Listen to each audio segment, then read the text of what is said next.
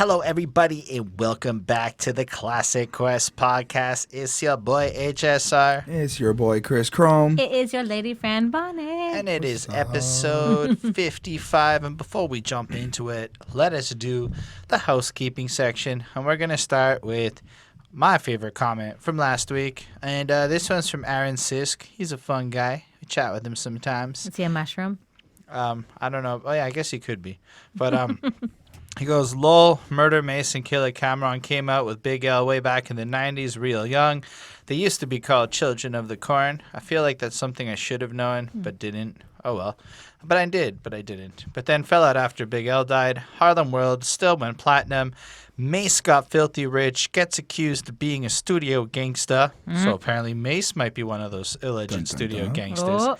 Gets ran out the hood. He becomes a pastor, while Killer Cam becomes the Dipset founder. To be honest, Diddy really did make this album what it is production-wise and everything. Dude deserved a Grammy. Puff did this with a lot of Biggie tracks too.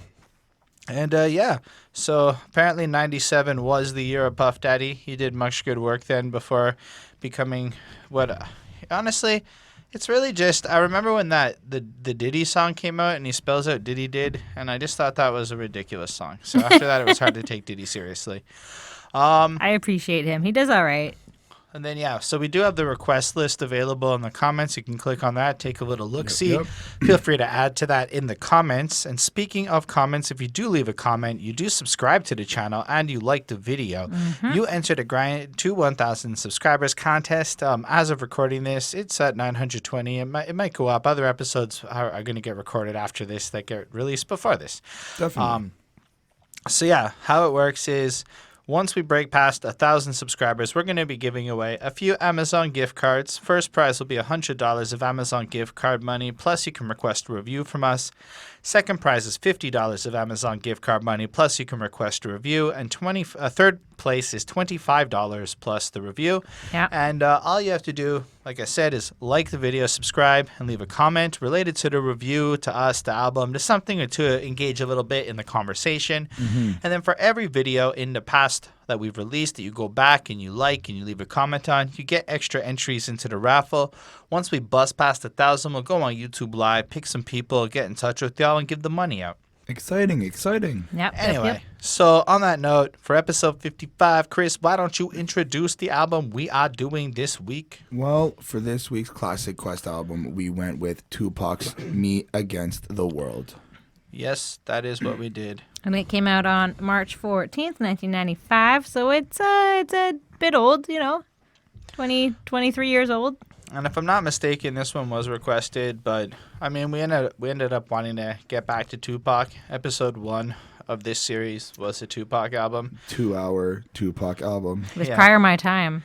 It was. So we did that. We've learned a lot since that moment. Yep. Tupac is apparently a much bigger deal to folk who were of the right age in the 90s than it is to us who were born later. I just want to say, and for the people who have been following us since day one, if you're still around, let us know if or at least for me, let me know if my view on Tupac has changed since day one, because I know I was a little bit... And you can also go watch your views. Well, I can do that too. But I was, trying to make contacts, see how they feel. Okay, so how do you feel about Tupac, Chris? Well, I think that as for now, that this album was a little bit more interesting than I enjoyed the other one. I think the only reason being is because this one's a little bit shorter. There wasn't a lot of Tupac on this, but I also think that I've learned more and I've gone back and listened to other things too. So I'm kind of understanding more of this album. So. Okay, and Bonnie, how do you feel about Tupac? I mean, I like him. I mean, I didn't really know that much about him. I've never really sat down and listened to one of his full albums or anything. I mean, I know California Love, but then again, there's no escaping that. Right. That just, is everywhere. But yeah, I mean, I didn't really know that many Tupac songs. I haven't seen any of the movies that are about him. I know I really should. There's one on Netflix, so I keep looking at it. So yeah, I mean, I don't really know him. I don't know that much whatever. So that's it. I don't really know that much, I guess. That's fair. So yeah, I mean, this is sort of like the first album I'm like digging into and like getting to know him a bit and like seeing his style as like definitely a unique one. Yeah, I've known about Pac forever, I guess. It's kind of hard to grow up. At least, like, I was in college, I guess, in the late 2000s and such when YouTube started. At the time, Pac was still considered the greatest rapper of all time to many, Biggie to the other group of people. So it was almost like you almost had to like Tupac when I was younger. I don't know if it's still the case for people, but, like, it was a big deal to not like Tupac back then. When I'm looking at this track list, though, for this album, I don't know any of these songs before reviewing it, honestly. I know a lot of songs off of other albums. I know a lot of his hits. I remember when Changes came out, I was young. So, like, I feel like he's been a part of it. I'm so fascinated by his impact on culture. The fact that he came back as a hologram for Coachella is fantastic. I'm interested in his death. There's so many hours of YouTube stuff and things I've read about the death of Tupac and what's happened there. I don't want to speculate too much, but there's so much conversation and debate around It's pretty cool his though death. that he can like leave still like such like a conversation behind. It was a big impression. I actually read Machiavelli recently, partly because of Tupac, because Machiavelli. Well, there's also like, isn't there also this big debate going on with like people with like modern artists calling Tupac boring and shit like that? Like, I mean, I might be a little bit late, but it was like somewhere in the last month. It's guys. I think it was like Lil Xan or one of these guys. Just Well, kind of yeah, Lil made it sound Xan like he is. was boring or whatever. But he's not the first one. Like there was back. I don't know if it's what it was. It was like Uzi or Yachty. One of them. Here's the thing. These are a bunch of guys who grew up without like listening to Tupac. It's not that surprising to me that people might, because I mean we'll get into this particular album, but Tupac has this crazy reputation, and if you were alive at a point where like people who grew up with Pac were still like into him and stuff, I could see how like it would make a lot of sense. Like I remember when Tupac Resurrection came out, it was a big deal. I remember like when Chappelle made the Chappelle Show skit with Tupac, it was still kind of keeping him alive, but then he stopped releasing posthumous albums because I guess we inevitably ran out of stuff. And like for a long time after his death, there was the idea that he had faked his death and might still be alive. That was running. At a certain point... Well, that rumor is still going. Like, I still think people are like, Tupac's not dead and... But I think what happened is because most people accept that he's dead now, he kind of fell out of the limelight. And what happened is you have all these kids who have had like 20 years of music come since Pac has been alive. Right. And they have... I mean, with like a lot better equipment, with a lot better like sound engineering, it's different like evolution in terms yeah, of but it's a completely different vibe. Like, like the entire reality different of goings on in the world. Like the sounds are different. The lyrical hip hop is not what it used to be. So if you're a 18-year-old now and like you've had the last 10 years of music as your example, it would make total sense that you would hear a Tupac and call him overrated. Is it right? No. But at the same time, most people don't really understand music history because they don't care to learn it. So I don't think it's that surprising. And I think that us old heads are so busy complaining about the changes in the world that we don't do anything to like educate people on to why Tupac's important. We just whine and stomp our feet while the kids are making a bunch of money and stuff. So I think that there's a certain degree of it's kind of our own fault that nobody cares about Tupac anymore because we're so caught up in like the trauma and all that other bullshit that, I don't know. True. Some real shit. Yep. That is some realness right there. Like, well, it's just something I've thought a lot about. Like, if we really want to see certain, like, take a Nipsey Hussle, it's undeniable lyrical guy. Yeah, we want to see him hit number one. We have to go buy his records, go to his show, and stream his album. Are all of us old people going to do that? Probably not. He won't do as well as Yachty. Simple as that. Because we're not going to put the work in as the little people. And there are more young people than there are older people just based on pure mathematics because we kind of breed in a pyramid style of numbers. So there are just more 18-year-olds on the planet than there are 30-year-olds. And that's just facts. So all things considered, it all kind of makes sense, even if nobody likes to admit it. That's neither here nor there, though. What do you think about this cover and the title, Me Against the World? I think the Wow. covers. I don't know. The cover's a funny what? angle. I It's think just a funny angle. Just him. It's just to try to be like a nice, unique angle of him. He's not like on a diagonal.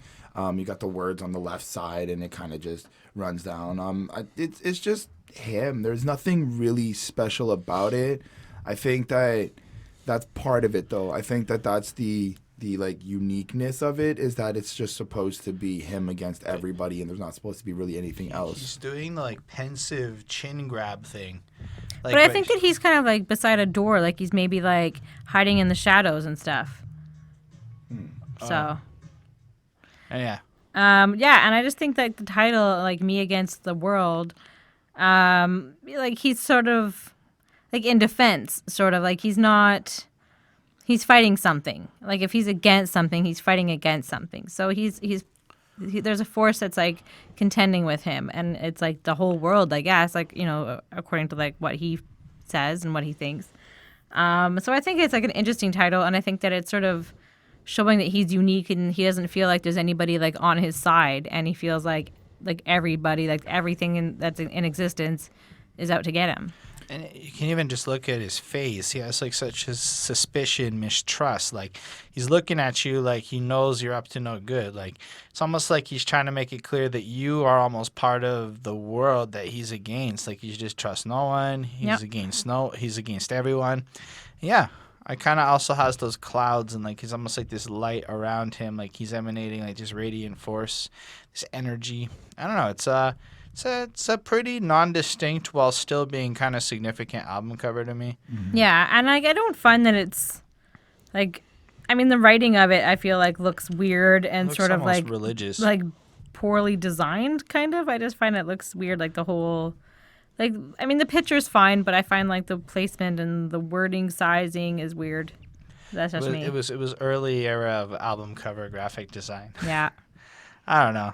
I don't have any more to say on this. Let's get into the intro. Okay. To record in an 8th floor studio with another rapper, but in the lobby Shakur was How do you feel about this intro, Chrissy Chris? I like it. I like the chronological order of events that were happening. It starts off as a news reporter. You got a male and a female reporter, and they're basically breaking down different situations that Tupac has been in recently. The first one is that Tupac's been shot 5 times when he's about to go into a studio to do something. And they kind of just follow up explaining how like he checked himself out of the hospital the next day with not even 24 hours in between. It shows me that Tupac's strong and he's trying to like, he's standing for something. He doesn't have time to waste. He like, even if he gets shot, he's like, yo, fuck it, I don't even care, like I gotta go and do this. And then there's something about him beating a legal case. I looked into it a little bit. There was like an assault charge that was going on with this woman in about a hotel room. That's something that happened like that. The legal case he beat was related to an assault charge with cops. The hotel room with the woman is what sent him to jail. My bad. Was that with the accused rape or whatever? Yeah, it's the rape charge. But yeah, it's because in like the little snippet it tells you it was an assault charge with cops that he got off on. Anyway. No, that's not bad. But I don't know if this is like, I guess this is supposed to be a tone setter for the album. But I also think that at the time when he did release this album, when everything was going out and everything was happening, this was also his way to show like, look, like this is how I'm against the world. Like everybody keeps talking about me. Everybody keeps putting stories, like different angles. They don't really know the truth. They don't really know what I'm living. They don't know what's going on. Yeah. I gave it a 3 on 5. It wasn't something I'm really gonna remember or go back to. But I think that as per the album, you can let it play or you can skip it. In my opinion, it's not something that's very concrete to it. Okay. Okay. It is like, and also like it's only what a minute 40, so it's not like that long. So it's just like, you know, several news reports kind of coming through that he's like selecting. You know, talking about how he was shot 5 times, about how he was attacked, about the, you know, dismissed of assault on 2 cops, and Tupac underwent surgery. So he's clearly like a hot topic and like relevant and in the news. And it's kind of like interesting and brave that he would like I don't know if these are actual like news recordings, but they sound like, yeah, I mean, if they're not, they sound like they are. of like what's going on in the world, and like just how like everybody was so like involved in his life, and yet nobody like was on his side ever. And I think it's just interesting that he's like showing like all these like stories and like all the stuff that he went through, and like he's kind of looking at himself through everyone else's eyes, but he's not really seeing like who he is through his own eyes. So I mean, I think that this delivers. I think that it's great. I give it a 4.5 on 5.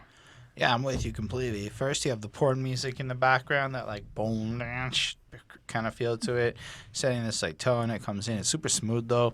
But I wasn't quite as interested in what the specific news stories were, because I guess I'm familiar with a lot of the drama he was up to. But what's interesting is this was added to the album after his rape trial had like been announced or whatever. So it had like to do it. It's kind of like, if you think about it, Pac's dealing with a situation where he genuinely believes he was set up. Like that rape thing, he thinks he was set up in the sense that he was innocent. If you look into the story, apparently the other boys did some fornicating with the girl in the hotel room, and Pac was just literally in the room.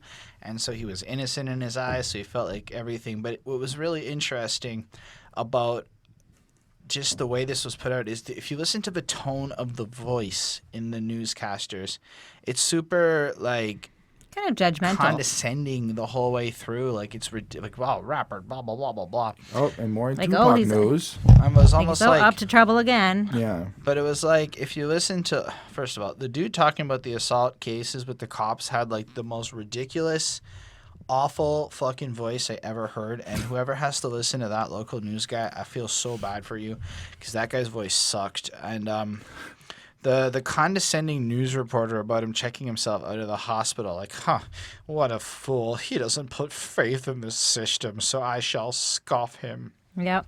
When Jeez. it's almost, that's kind of what she sounded like to Right. me. No. Right. And it's like when he has some, people who will protect him from sources he wouldn't name. Oh, this like, nefarious guy. He's terror. paranoid, and I'm not gonna like blame him for being paranoid, right? but So if he wants to go to like, But what, the he went to point- Metropolitan Hospital.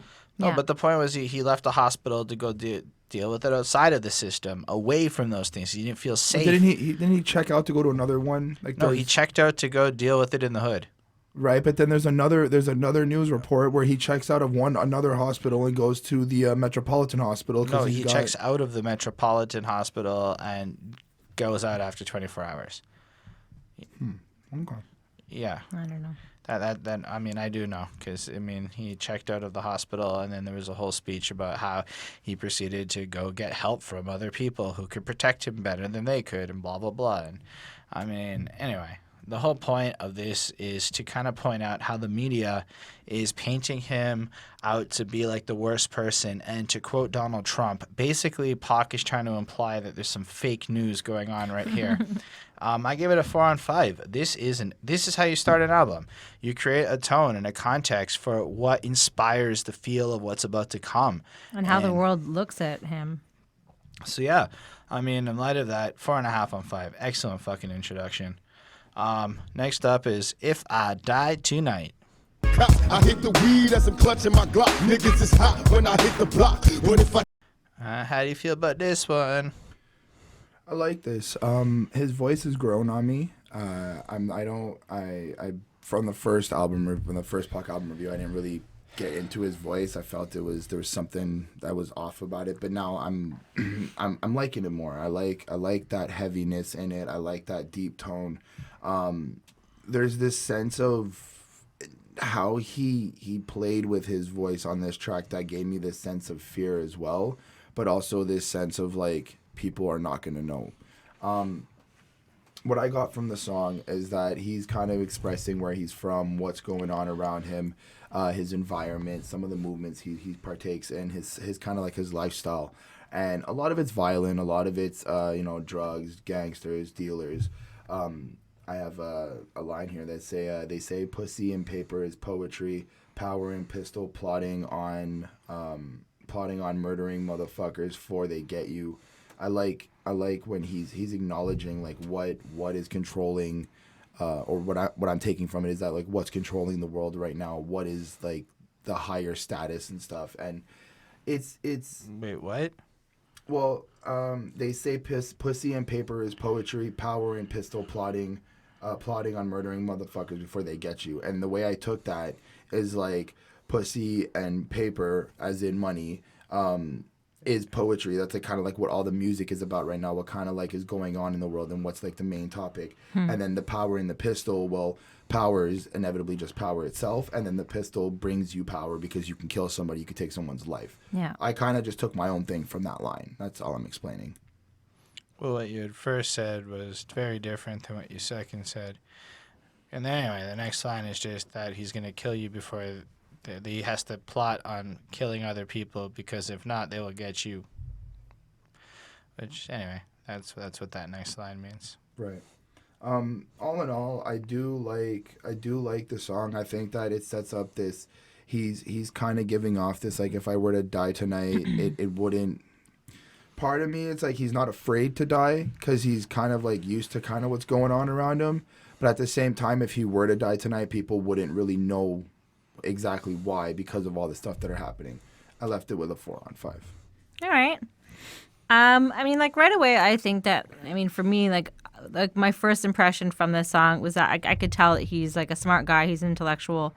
You know, it's very smart, and like his way of writing is more like on par with what we know to be more of like traditional poetry, whatever that is, you know, like, but like just like his style of writing is much more formulated and stuff like that than like some of the other rappers I've seen. And like the word choices that he's using are like bigger, they're smarter words, like they're things that you would have read in, you know, harder books and, you know, university or something. So he definitely sounds, you know, like he's smart. And like the first line is from like Julius Caesar from Shakespeare. So I thought that was like an interesting thing. Like there's not a lot of people that reference Shakespeare that much, I guess, like in the rap genre. And so he's just saying like nobody can make him change.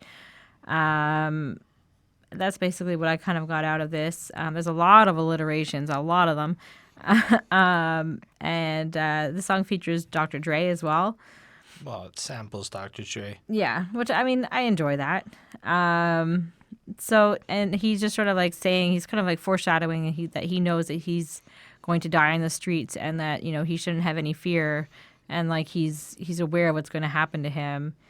And then in the third verse, he wonders if there's like a place in heaven that is a ghetto for thug blanks. And I just think that that's interesting. Like if you can kind of like imagine like this like hard place in heaven, like where they would feel most comfortable.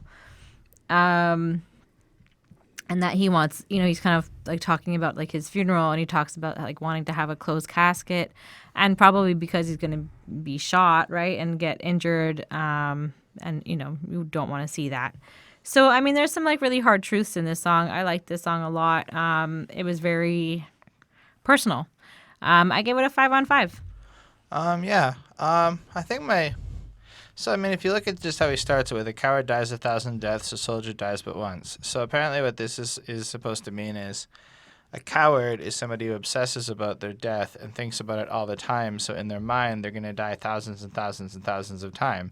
And a soldier is going to die but once because they're fearless and they don't care. And so they die only in that moment when they die. So if I take that for what it means, then Tupac is a fucking coward.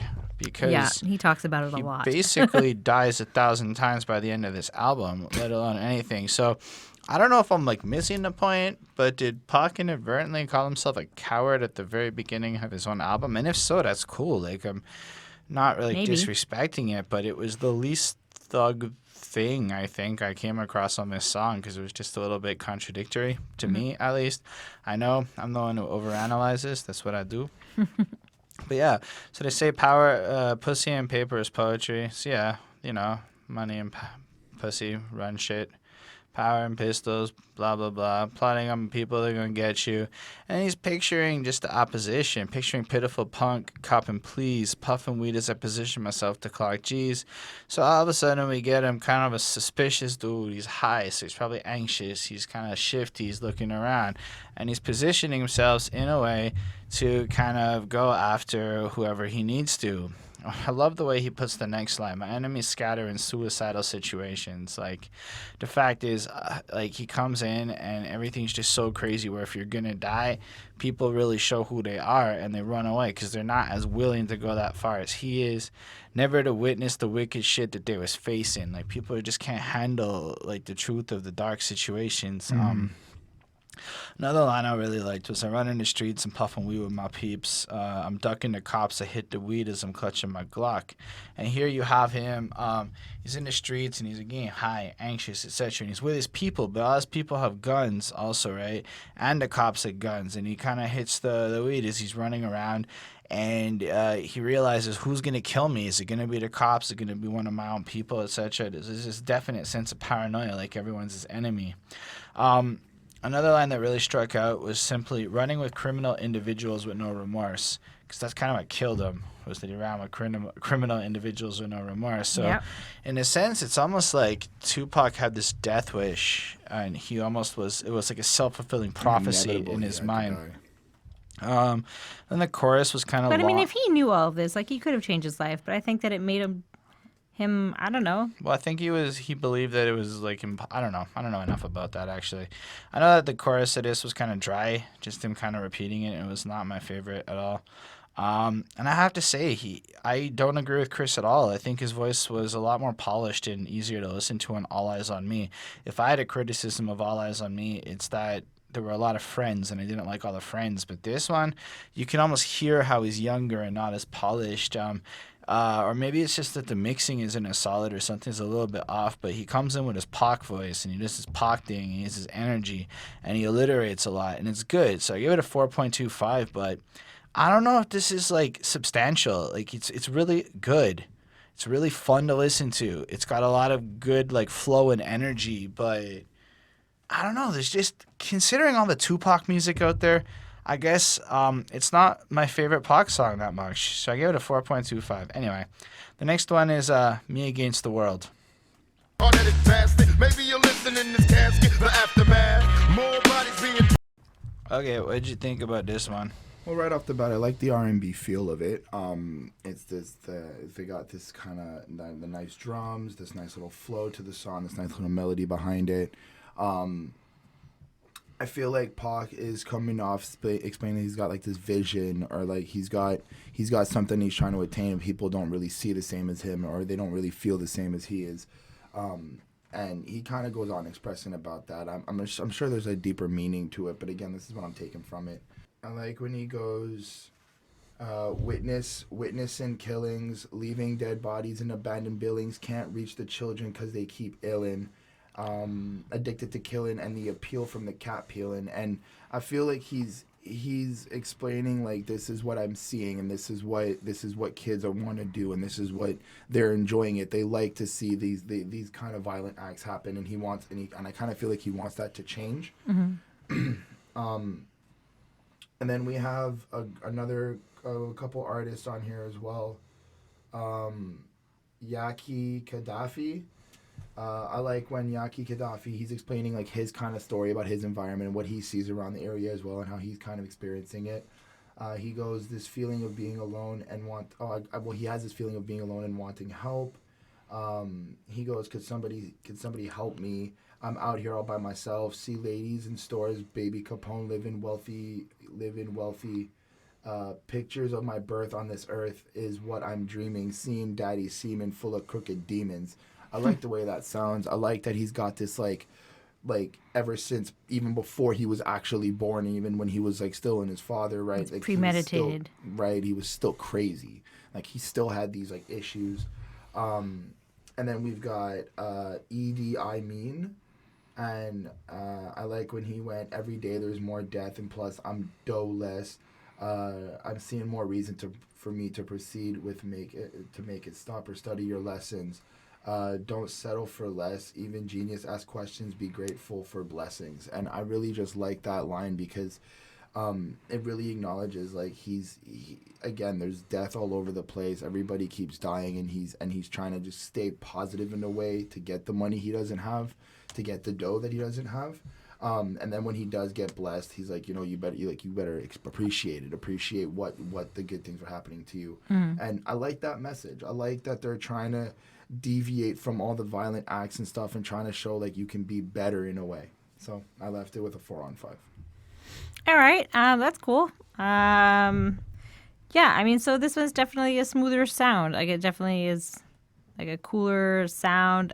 This is just about like him like making moves, making money. And he talks about like how, or Tupac specifically talks about like how his friends keep on dying, and people only notice them. And I think by them, like he's talking about like the black youth, like if like they're shooting people, like that's when they get like attention, and that's when they get like coverage in the news, and like that's when people pay attention to like what's going on in like these ghettos and stuff. So I think that that's kind of like an interesting idea, that they have to like resort to such violence to be heard. Yeah, I liked Yaki Gaddafi and Idi Amin. I thought that they were both pretty good. They were decent. Tupac at the end, he has like the last verse, and again he talks about like the fact like he just sounds smart when he raps, and like the world like punishes you for like asking questions and trying to like grow and make room and like get out of there, and like he makes me think of Kendrick, and I think that Kendrick would be flattered that I said that, considering that Tupac was like a huge like influence on his life and career. And like the message that he's trying to like more of like a peaceful message, but they're just trying to find like their platform. And like that's like what he says in this. He says that he wants to be in like a position of power so that he can actually do something, so he can actually make changes. And I think that that's kind of cool. Like he's shown as such a bad guy, but he only wants good things. So I think that it's like a strong and clear message for this one. I think that it was well thought out, and I gave it a 5 on 5. Yeah, I didn't give it a 5 on 5.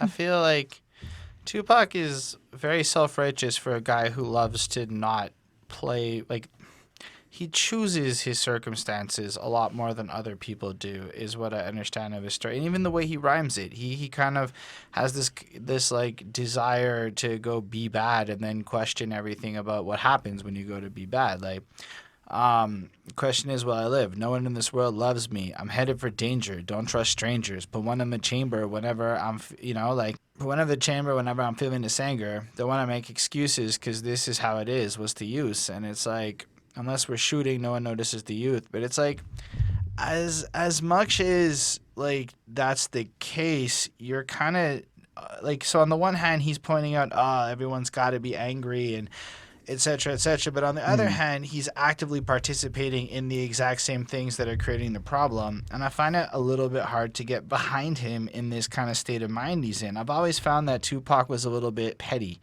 and a little bit like whiny in his approach. I understand what he represents, and I understand all the great thug life reasons that we're supposed to love and support Tupac. But honestly, listening to he's a little bit of a hypocrite, I think. I'd say a lot of a hypocrite, not even a little bit. Like, Yaki Gaddafi's fine. I thought the idea of him coming in with like pictures of his birth and all that line where he was picturing it was kind of an interesting sense of imagery. It wasn't like anything they said was over the top or substantial. Idi Amin had a great flow, but again, nothing said was like over the top or like overly amazing. It wasn't like any of this is profound or next level. This isn't actually worthy of the reputation I think that Tupac has today in terms of the way you must like his music like it's all fucking golden. So to question if people disrespect him and maybe don't like him, I can kind of see. I still like this song, but it's definitely like, this is not the 10 on 10 perfect rap you would like expect it to be based on his reputation. I think that's part of another conversation though. Like, just a little quick side note. Like, I think a lot of people are saying like you should listen to Tupac based on like his reputation, right? But is that all of his catalog, or is that like Yeah, it's- certain singles, certain All bangers? I'm saying is that if a man's catalog is not like you But can't. it doesn't really matter. I mean, no matter what, I mean, you can just look at this one, and I'm sure like the rest of his, songs are similar. Just like his style of writing, the intelligence and stuff that goes behind it, it's well thought out. It is like he is an artist or was an artist. No, I don't disrespect it. His energy's great and his thing, but the beat's not that great. The beat's okay. No. Anyway, they punish the people that's asking questions and those that possess steal from the ones without possessions. The message I stress to make it stop, study your lessons, don't settle for less. Even genius asks questions, be grateful for blessings. All of that like sounds really fucking good.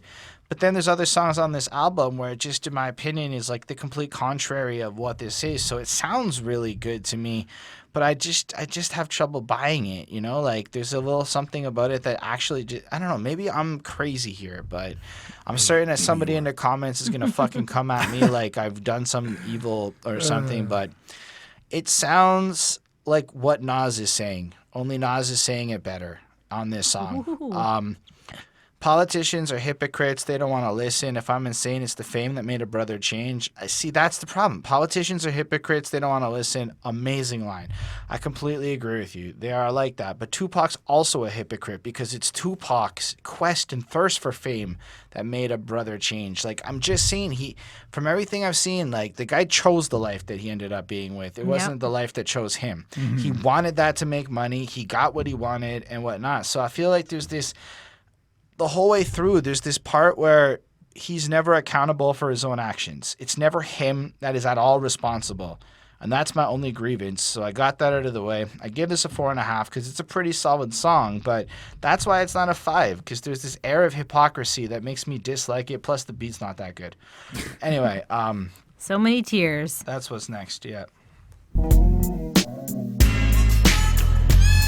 Lord, I love so many. Another thing that I want to criticize Tupac for, I know I'm going to get roasted in the comments, and I fucking love this song, is that we're on track, the third Tupac song, and it's the second time he's questioning if there's heaven for a G and shit. Yep. And I find that there's a lot of redundancy across Tupac's catalog. Like he says, in the same way that Migos says grab the bag a lot, there are a lot of things in Tupac's career that are just as redundant in terms of choice of words. Anyway, Chris, what do you feel about this one?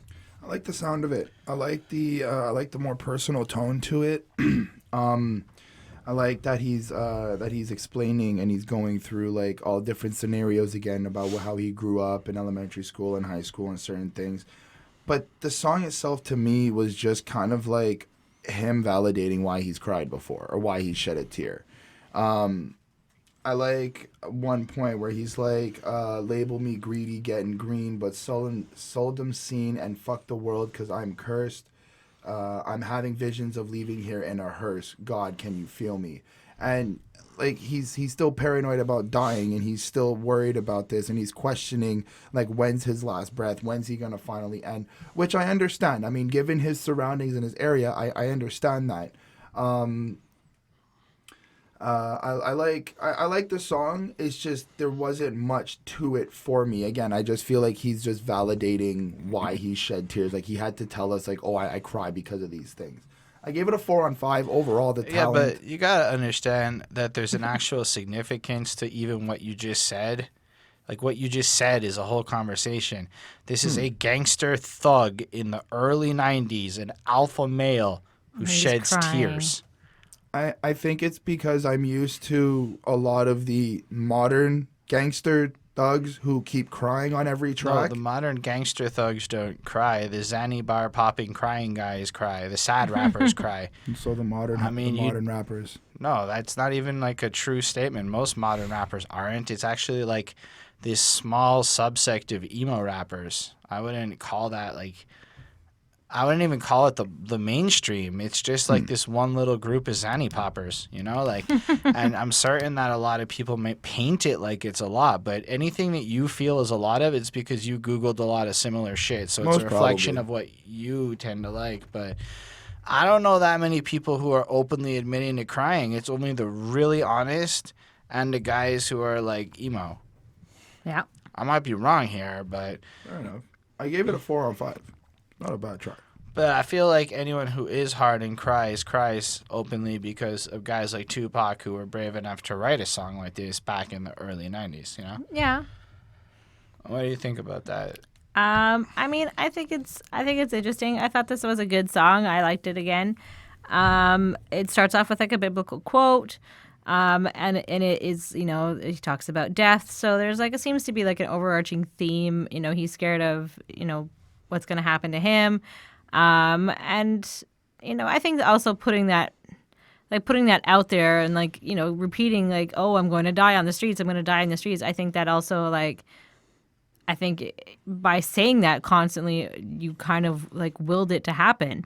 And, you know, maybe if he didn't say all that, like maybe he would still be alive. I mean, I don't know. I mean, that's just my speculation, but I mean, that's just me.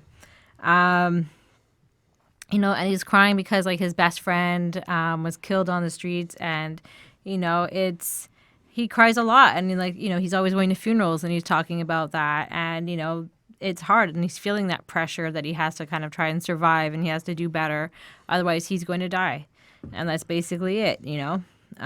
So he believes in God, but like the things that he's doing are influenced by like the devil, basically. And so like you're not really sure, like he's kind of questioning if he's going to end up in heaven or hell. And he wants to be forgiven, and he's had a really hard life, and he's done all these things because of like circumstance, but you know, he hasn't gotten like the good end of life at all. You know, he's kind of saying that, and there he talks about like begging, like on his like hands and knees, like at heaven's door to try to let, you know, just to let him in. Like he's just there. He's like, please, please, please let me in. Like I'm begging you. Like I want to go to heaven. Like he's trying. Like he's doing the best that he can. He's trying to be forgiven.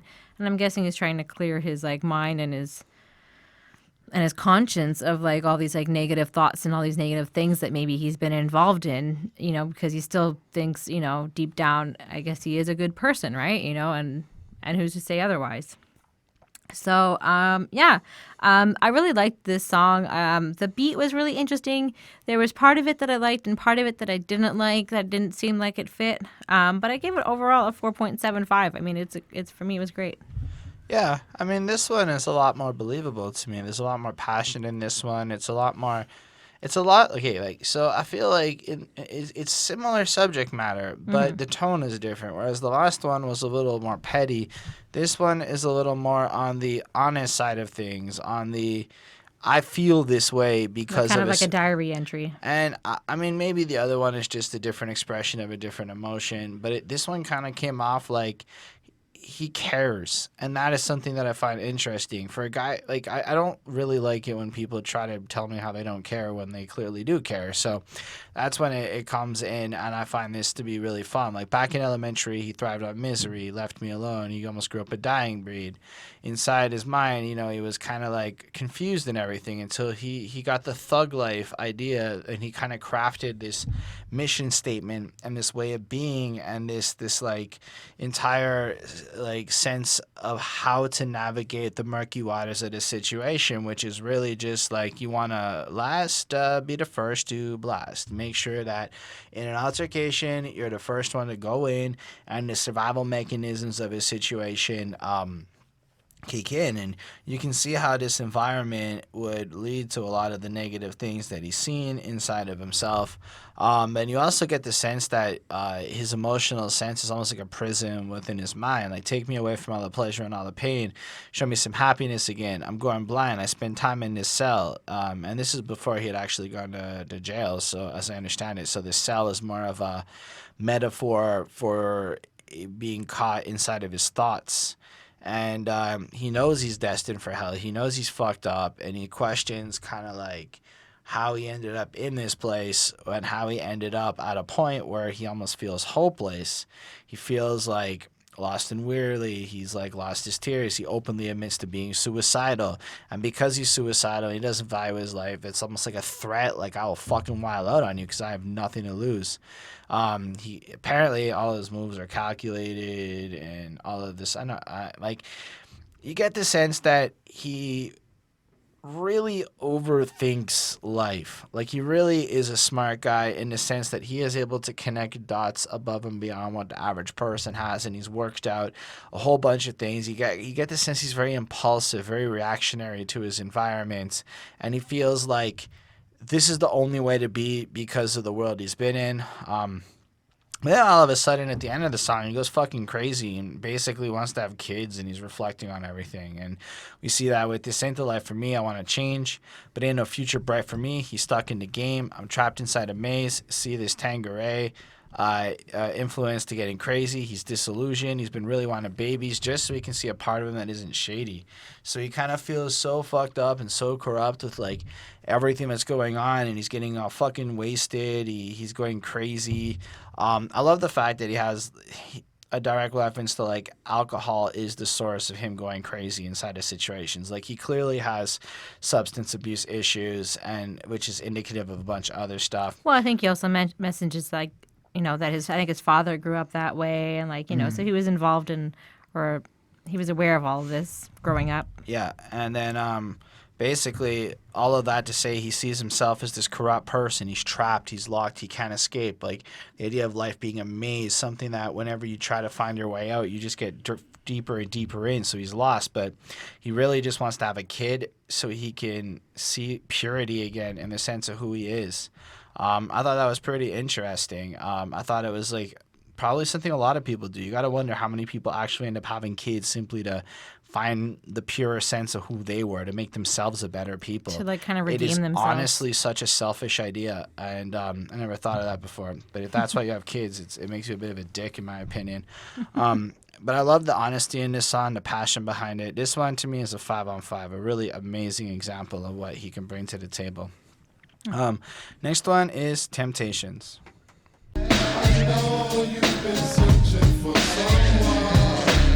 Apparently that A in the background is a Redman sample. Redman.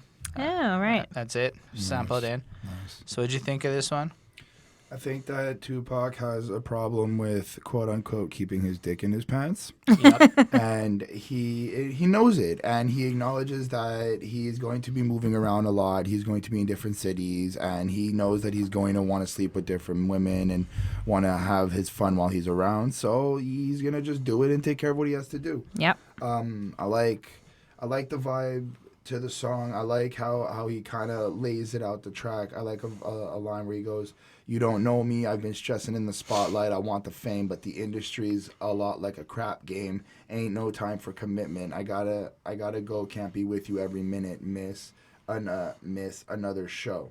I butchered that line. Yes, because he has another show to go to. Right. But I just butchered that. Anyway, so yeah, he's kind of giving us this life. Like, he's aware that stuff's starting to move in his life now. He's got other things to do. He's got other priorities, but he's trying to just hit it and quit it real quickly and just kind of go off. Other than that, it's for me, it was a really fun song. I like how in verse 2, he's kind of like questioning if he's going to cheat or if he's not going to cheat. And then he kind of describes how this girl's starting to seduce him and he's having trouble restraining himself from making any movements. And then he goes into it. I don't know how much is that she's trying to seduce him or that there's just temptation all around and everybody's trying to seduce him. I don't really think it's about verse 2. Well, I don't think I quoted most of verse 2. I have it right in front of me. Though, yes, getting shaky when she pulled her dress up is one particular line, but it's also I can hear the people calling. I'm passing by. Everybody knows I'm bawling. And to God, I gotta. So all the cuties know I'm under pressure. It's not really about a girl. It's about all girls. Mm-hmm.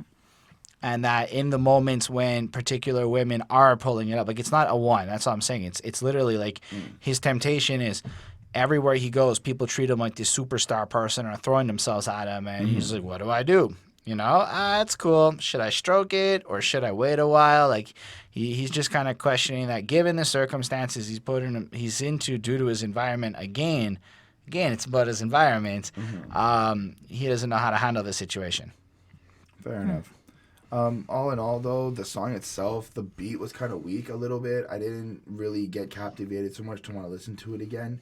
And then I found a little bit of symbolism of just like giving them the finger to like tell people to fuck off. He's gonna do what he wants to do and live his own life. all in all, the song came to a 3.7 on 5. It was okay. All Yeah. right. Yeah, I mean, it's pretty similar. I don't really have too much more to add. I mean, you guys kind of covered a lot of it already. Basically, he's just saying, like, well, if a girl offers herself to me, like, what am I supposed to do? Like, if she's there, I don't know. For me, like, this one was, like, meh. Like, it was still good, but it wasn't great. I gave it also a 3.75. Yeah, I mean, if you look at the third verse, a lot of people think it's easy to settle down. Got a woman that'll please me in every town. I don't wanna, but I gotta do it. The temptation got me to release the fluid. I just gotta say, Tupac, a lot of men with a lot less stature have to deal with this temptation. Like, it almost makes it sound like he's the only guy ever who Oh, has the poor problem. him. I'm like, but like, it really is from a point where, like, yeah, you're right. I get it that lots of people, especially like if you look at how that rape charge this whole situation went down, a girl just blew him in the club beforehand, and everything kind of exploded from there. So certainly there is a lot of stuff that happens around him, and I love the honesty in this. I love the fact that Tupac is basically saying flat out, I can't keep it in my pants, you know? He is into getting around. You ain't heard. He's been known to clown and get around, you know? That's my word. He sees you walking and you looking good. Yes, indeed. Got a body like a sex fiend. You know, you're killing me with your attitude to match, right? So I guess Tupac gets to just kind of cruise around. He meets all sorts of women, and given the frequency I of think people he's who- also maybe looking for them a little bit. but I guess given the frequency of people who are interested in him, the likelihood of him finding compatible partners that are the right type of girl to get him going is significantly high. But like, again, if you are looking for it and you are putting yourself out there and you are addicted to this, you could have $0 in the bank account and still manage to do quite well with the ladies if you have any kind of game. So the choice to be faithful is a choice that you make, and I don't know that the rap game is that different than any other corporate fucker who travels a lot. And you can start to really break it down. And I mean, on the ethical front, I feel again like Tupac's a little bit of passing the buck on it. But that's okay because he's expressing his temptations. And when he does that, he does it really fucking well. Yeah. I gave this song a 4.5. I thought the beat was really smooth, but the chorus was just so not fitting to this fucking song. Like it felt like an anthem to some ride or die banger. And the chorus was really cool. But then it was this whole song about fucking other women. And Yeah. I'm just like, what the fuck happened on this song? I don't understand what happened here. However, Pac flows proper. His voice always sounds good. He's always got the passion. But when I say always, I mean it's always almost the same Pac voice, the same Pac passion, the same Pac flows. So far, we haven't had a huge versatility in what Pac does. It's mostly been Pac being Pac with Pac language. Anyway. But isn't that what you go to Pac albums for, is to just hear Pac? I think you're going to Pac out, right? I don't often go to Pac albums. I like Pac singles. I like the ones that are just like super crafted, and I've never heard any of the songs on this album before, like I said, so I don't know. I've never come to this. For me, this is all curiosity. I know he's got a reputation, and I'm just trying to understand it, and I don't fully do because I wasn't really in the 90s. I was like, what, fucking 8 when he died? Anyway, the next track is Young People. Your brains and have every limb and all that, yo. Y'all niggas don't know how good you really. All right, more Pac, faster Pac, more upbeat, pumpy Pac. I like it. I enjoy it. I like the vibe to the song. I like there's got this certain dance feel to it. This like you kind of like when it's on, you want to move to. That's the cameo in this song. Do you guys know who Cameo is? Cameo wore a cod piece. That is this red shit he wore on his dick, and he is notorious for it. He was an 80s figure guy. He wrote Word Up, like Word Up. Up, hiss the co. Anyway, so he did a bunch of 80s shit, and he's fucking incredibly fun. He's Cameo. He's lovely. And I got so excited to see that this beat was basically sampling a Cameo track because I saw Cameo was in the songwriting credits, and I had to look into that for a minute. Cameo's awesome. You should check him out. You should look at his attire, and you will see what a cod piece is all about. Anyway, go on. Interesting.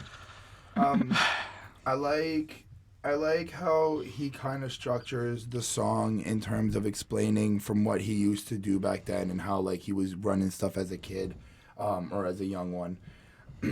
I like on verse 2 when he goes, back in junior high when we was barely getting by when daddy died.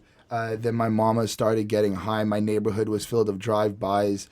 Couldn't survive. All our homies lived short lives. I couldn't cry. And you can still I still feel this like pain in his voice. You can get this like wow, like where you come from, it's that scary, it's that bad. Like you can't even cry because you don't know which one's gonna go next. Like you're just kind of watching people knock off. And then on the third verse, I get this sense where he's like, but now I'm older now, and now I'm trying to make different decisions. I want to do better things. I don't want to keep slinging dope or having to run up on people and rob people or do stuff like that. I think the song itself is great. What he's trying to do with the message is he's trying to show that he's grown up and he's trying to give this story to people and be like, look, I made my mistakes, learn from me, be a better person and all that stuff. I gave it a 4.5 on 5. I really like the storytelling and how it was presented. Nice. I took away from this, at the beginning at least, he makes reference to Robert Sandifer, I believe I'm saying that right, who was an 11-year-old kid in Chicago in 1994, and he was killed. He was murdered by, as a member of the gang, and he was murdered by a member of the gang, and it was just going to show that, like, he was 11 years old. Like, if you get involved with this stuff and if you, like, idolize, like, these, like, gang members and, like, these pimps or whatever, these drug dealers, like, this is the reality. Like, he's just kind of, like, giving this warning to, like, these young kids, like, to, like, appreciate their childhood. And, like, he's kind of thinking back and remembering, like, oh, like, it was such an innocent time, when I was a kid before, like, all of this, started happening. Like, yeah, it was hard and, we had to deal with a lot of things, but, like, you can make better choices. Like, you don't have to go down this route. Like, do what you can to get out. And he also talks about in this song, that like a lot of people in, like, the hood, like, they give up because they don't see a future for themselves. Like, this is it. Like, a lot of people got, either maybe, they get involved with drugs or drinking as a way to, like, kind of, I guess, pass the time until they die because they're just so sad and, like, miserable, and they feel like they can't escape it, like they're trapped in that life. And so he's saying, while you're young, make good choices so that you can be better than us. Like, he's sort of just saying that. That's what I got out of it. It was a decent song with a good message, so I gave it a 4.5. Yeah, I liked it. I love him when he's got the more upbeat energy. Like, you can really feel this dynamic aliveness to the flow, where on some of the slower ones it might be a little, it's not that it's not so dynamic and alive, but, like, it's less bouncy, it's less fun per se in terms of the flow, even if the subject matter is not so fun. The first two verses really contextualize his life and where he comes from and his experiences a little bit, but really what struck me on this was the entire third verse, like practically the whole thing, where just from the beginning, like, now that I'm growing, I got my mind on being something. He doesn't want to be another statistic out here doing nothing. I just like the idea of that. I mean, even, like, if you look at, pick a part of your life, like, I'm in the middle class looking at Canada while everyone makes 2.5% salary increases and shit. And it's like, if you're just an average person in life, you're trapped in whatever box you're trapped in. You just become another statistic. And most people just accept it and say it is what it is. So, well, I think he's also maybe referring to, like, dying before 25 or whatever. I know. I was just kind of taking what he was saying and making it go, like, way bigger than I think Pac even intended. Because as much as I do think it was related to his immediate circumstances, it was definitely written in a way where it's about being bigger than what you are or what you aspire to be, I think. And then he kind of, like, inspires people to break away from the foolish folk, put down your guns, go have like actual fun, go play some Battleship or some shit, Yeah. The rest will come, like, fame Enjoy your childhood. Fame is a fast thing. That gangbanging put in a casket, murdered for hanging at the wrong place at the wrong time, no longer living because you threw up the wrong sign. That's just a lot of whatevers, like from what I've heard of stories in the hood, and keep in mind, I've never really been into the hood per se, but like where the grocery store might be 3 blocks away and to go get food, you have to cross into neighborhood turf and shit. Like, it's just a lot of stuff that I sometimes think about. And like when I hear lines like that, it really does add a lot of interesting context. And he does bring up how people are kind of hopeless and people don't really seem to care. And at the end of the day, he smokes a blunt and blows up the track to inspire the young folk. I think one of my favorite lines, though, is, "You could be a fucking accountant, not a dope dealer." You know what I'm saying? And I'm like, what a funny occupation to use to inspire people. Like, you could be an accountant. Said like nobody ever in terms of hyping up a situation.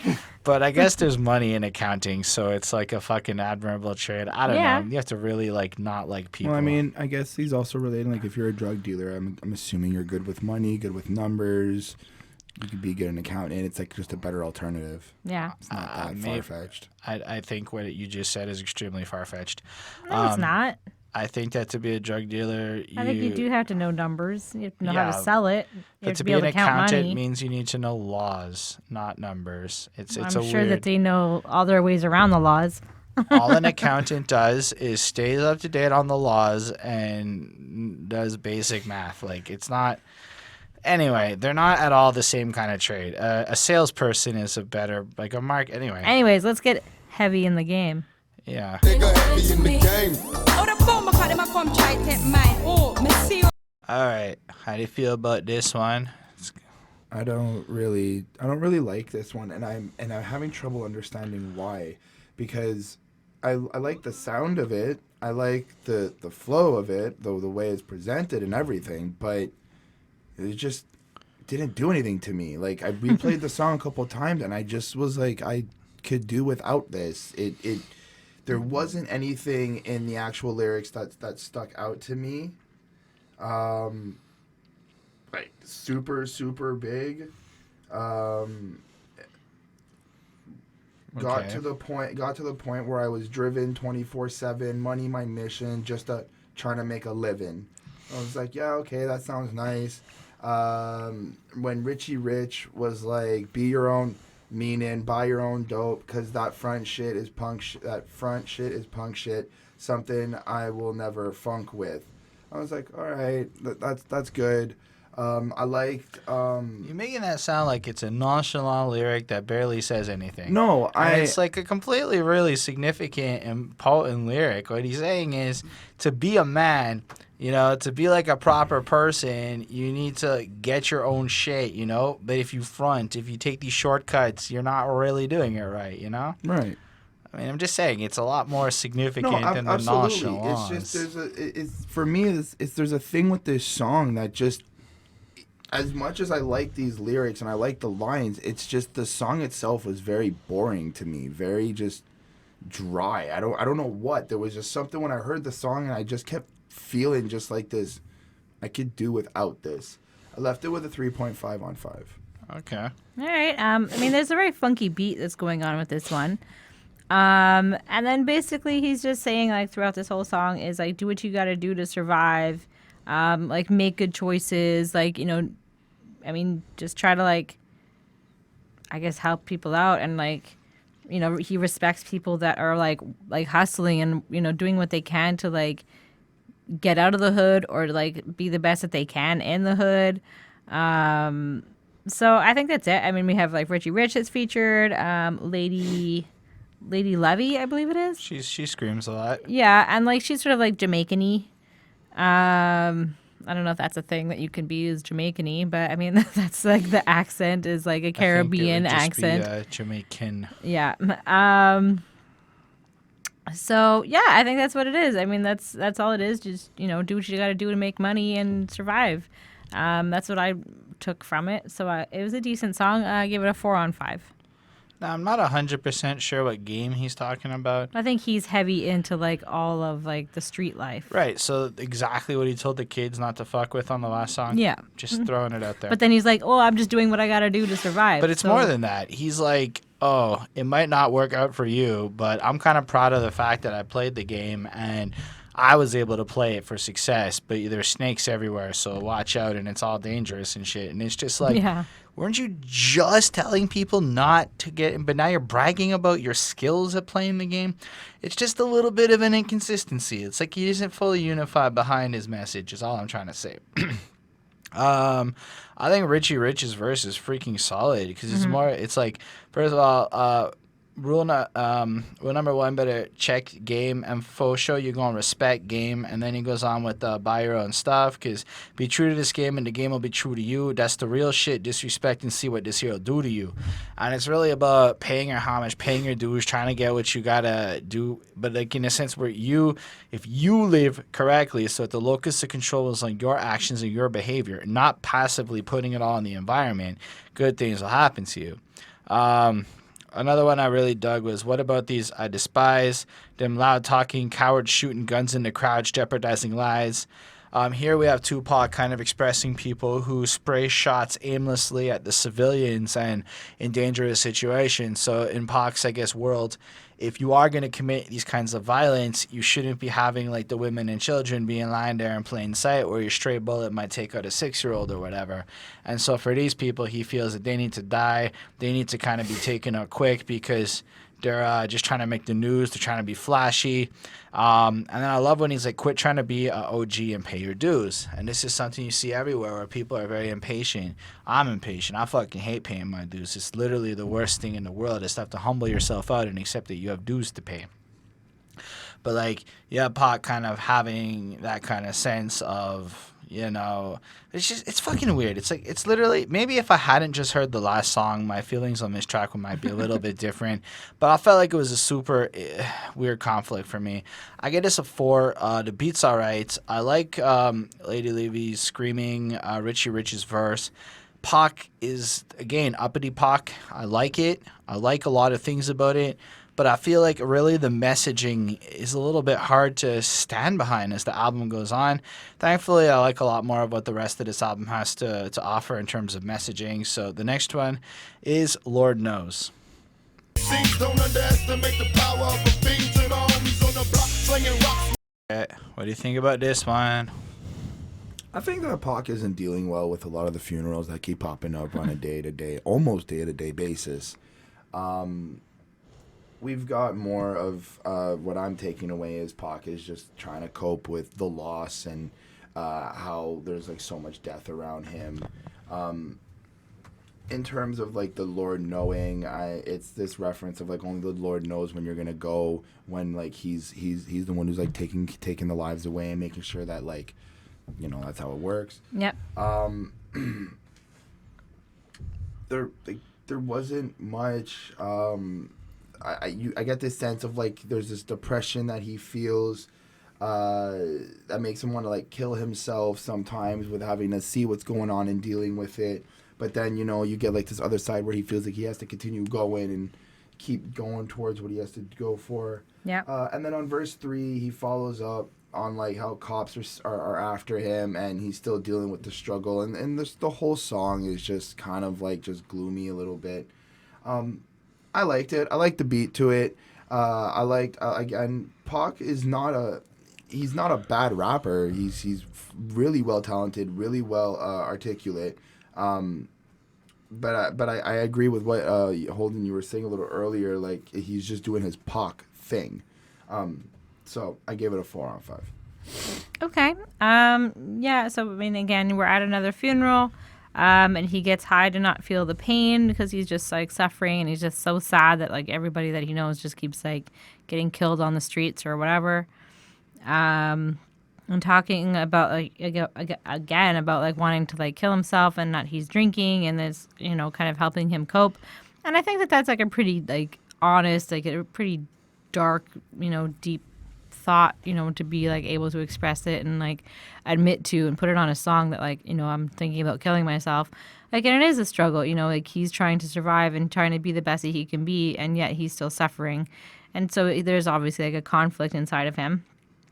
And I mean, it makes sense that he would be in a depression if he's seeing everybody he knows die, and then he's been involved in bad things. So he's obviously full of like, he's seen a lot of bad things and he's full of like regret and, anger and whatever else is inside of him.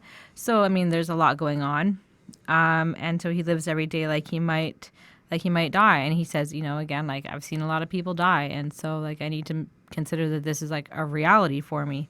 So, I mean, it was a good song. It was very heartfelt. I gave this one a 4.25. Yeah, I think right off the bat, like I smoke a blunt to take the pain out, and if I wasn't high, I'd probably try to blow my brains out. He's obviously not doing well, and Yeah, he's coping. I mean, the more I listen to this album with like retrospect, the more I'm like, this dude is fucking depressed, and it seems like Maybe. nobody wanted to get him the help he really needed at this Yeah. time. It's like he literally gave all these cries for help, and like nobody seemed to care. Instead, if you listen to the media reports at the very beginning of this album, he's being vilified as like the worst person ever, but instead he just feels like this flawed individual who's on this like redemption quest, and he's just trying to like cope. So, I mean, I don't know, it's interesting, right? Like, I'm hopeless. They should have killed me as a baby. Like, he doesn't feel like the way he is as a person can even have redemption in his life. Instead, his life has been a giant waste, and he should have just been capped from the beginning, avoided everything. I don't know. It's again, he follows up with like, forgive him, because everyone wants to see him dead, and if he doesn't kill them first, he'll be their victims, and kind of back into that kill or be killed mentality that he's obsessed with. The very beginning of the song is him smoking and coughing as the beat comes in. And he just kind of like keeps going on. Stuff like when you're running from the cops and never look back. If they could be black, they would switch. Open fire on them busta-ass bitches. And Lord knows. So here I thought it was interesting because he's pointing out how if the cops that he's seen running from, like the very same cops that are harassing him on a regular, if they had the empathy to know what it was like to be a black person in society, so what it's like to deal with their very own, then they could no longer be who they were. They would switch sides and all of a sudden be fighting alongside Tupac against the establishment and against the system of what he's been dealing with. He's lost so many friends to gangbanging, even though we just kind of promoted it a little bit on the last song. And homies died. Like, just the idea that a homie may have died in his arm with the brains hanging out. It really is fucked up, Tupac. I agree. He just kind of takes you a little bit through his mind and some of the pain and the frustration. And I do love these expressive Tupac songs. I feel like they're very strong. It's very hard to deny the fact that this is interesting and honest, raw, emotional expression. So I gave this one a 4.5. I like the beat. I like the feel of it. But a lot of these songs are missing that like real hook to make them like perfect, awesome, whether it's the polished beat or something about the chorus. It feels like every one of these songs is just a Missing little something. bit off. They're great rapping from this perspective of great rapping, but from a song perspective, taking into account stuff that exists beyond hip-hop, they're missing a little bit of something. Anyway, the next one is Dear Mama. I see the penitentiary one day, running from the police. So before we begin, this was the third hip-hop act ever to be placed into the Library of Congress, meaning it's a critically esteemed, awesome song according to white people. Go on. It's good. This is actually one of the songs I actually do know prior to this album, or reviewing the album. I stumbled upon it on one of the YouTube videos. Okay. Just kind of came on. So at the time, when I first thought of it, when I first heard it, I thought it was a great song. I thought the concept of it was good, and everything he did for it was good. Now that I reviewed it, same feeling is there as well. I like what he did to talk about his mother. I like how he acknowledges the struggles and the efforts that she had to go through, and she also did for him to make sure he was good and safe and everything. I like when he starts off the verse, and he goes, when I was young, me and my mama had beef, 17 years old, kicked out on the streets. Thought back at the time, I never thought I'd see her face. Ain't a woman alive that can take my mama's place. And just like that, like acknowledging, like, you fucked up. Like, you might not even see your mom again, but she's always going to be your mother. That's like, that bond is there. Yeah. And then throughout the song, he goes on explaining like, various things, but trying to bring home the point of like, I will never be able to know what you went through, and I'll never be able to repay you, but I understand. I understand like there is a struggle. I understand that there was pain, there was anger, there was roller coasters of emotions that happen. And that's really what he wants. That's all I can really say about this song, just because a lot of it is very personal to him, and a lot of it is like really about his relationship with his mother. So I landed it at a 4.8 on 5. All right, cool. Yeah, I mean, this is basically just, Tupac is a mama's boy. I mean, that's pretty much it. He loves his mom. He appreciates her. He appreciates her efforts in like raising him and I think his stepsister or something. And that, his father died, and, even though like maybe she didn't handle things well, like, like she still made sacrifices and like, helped him out and helped raise him. And so like he's like saying like thank you, and I think that's pretty sweet. I think it's a very sweet song. And even though he sells drugs, he puts like money in her mailbox for her to like help pay whatever she needs to. And so like he's doing all of this just so that he can help his mom and help his family and whatever. And I think that that's nice and sweet. I think that this is a slow and heartfelt song. Yeah, I gave it a 4.5.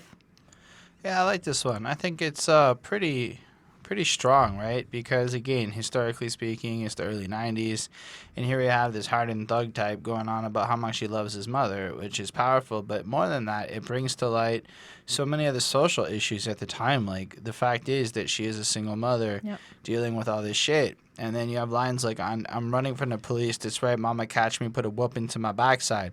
And even as a crack fiend, mama, whoa. It's like you're just sitting there like, Tupac is the first to go out there. I mean, not the first, but Tupac's going on the record and saying, my mom was a crack fiend. And in spite of that, she was always a black queen. And that he sees her as this great woman, and she always had the strength, even though she was a person with failings, and that did cause some problems. She finally understands for a woman it ain't easy to raise a man. You always was committed, a poor single mother on welfare. Tell me how you did it. Like I don't even know. Like I couldn't fucking survive on half my salary if I tried. But to imagine being a poor single mother on welfare and somehow having to feed children and deal with all of the other stresses and pressures of life, I think that's something that a lot of people can relate to. A lot of people. This isn't just so much Tupac and his mother. It's Tupac and his mother and all the social issues that him and his mother represent. And I find that to be a really interesting thing. Now, ain't nobody tell us it was fair. No love from daddy because the coward wasn't there. He passed away and I didn't cry because my anger wouldn't let me feel for a stranger. They say I'm wrong and heartless, but they say I'm heartless, but all along, I was looking for a father and he was gone. And so here you kind of get the sense that his dad obviously wasn't around. But to the point where people almost are giving him shit because he didn't have the correct emotional response when his father inevitably did pass away. And he's just like, my dad wasn't there. My dad didn't like give me that situation. He didn't play that role. A lot of people may have judged me for a lot of the things that are going on, but at the end of the day, all he has is his mother, and he's appreciating her for the role that she played. So he needed his own money. He started slanging. He doesn't feel like he's guilty for selling rocks because he was putting money in the mailbox. And I love the line. I love paying rent when the rent is due. Like that must be such an incredible thing. Like I've had patches in my life where I wasn't certain how I was going to pay rent, and now knowing I can always have my rent paid is a little bit of satisfaction. And in some cases, you got to do some shadier shit in order to accomplish. So I get where he's coming from. And my favorite last line is, you just working with the scraps you were given, and mama made miracles every Thanksgiving. Like somehow she made these feasts appear out of nowhere regardless. They don't even know how it happened. Like there's this sense of wonder almost in how this was put together, and his real sense of appreciation and just sharing all of these lovely anecdotes and honest stories of, even though he was a shit, his mother proved what a mother's supposed to do. And yeah, he appreciates her. I give this a 5. This song is a a rare gem of awesomeness, and you got to consider how many other Dear Mama songs came after this one to show the power and the influence of what this song really was. Really deserves the credit, in my opinion. And weirdly enough, I hadn't heard it before this one. Before I did this review, I mean. Anyway, it ain't easy trying to keep up to date with all this. It ain't easy. That's my motto. Drink a Tanqueray straight out the bottle every. This is another song that didn't really sit with me. For me, it was just Pac basically explaining how he copes with a lot of the stress and acknowledging that life isn't easy and shit isn't easy. He breaks down about how he uses alcohol and weed to kind of cope with it. He has this kind of like sort of like nonchalant type expression to the verses. I felt, around in the first verse is stuff like happening around him. Second verse, I feel like it's stuff that's happening that's like he's kind of feeling, and then third verse he kind of just follows it up. It was okay. What does he follow it up with? He just follows up with the same stuff. Like he follows up with just explaining like he's still trying to cope and he's still trying to make sure that everything is kind of okay and he's going to be fine. So I left it with a 3.8. It wasn't really the best song for me. All right. So yeah, I mean, right away, like, I mean, I don't know if anybody else caught this, but it sounded like the sound on the song sounds like a bottle pouring out and like emptying out, like that glug, glug, glug, glug. Like, it kind of sounds like that. And I thought that was like interesting to like mix in, if that's what it is.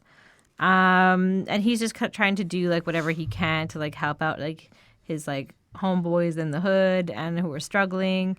And he's just kind of questioning like, will I end up in jail or will I stay free? And he questions like the Clinton administration at the time, and putting people in jail.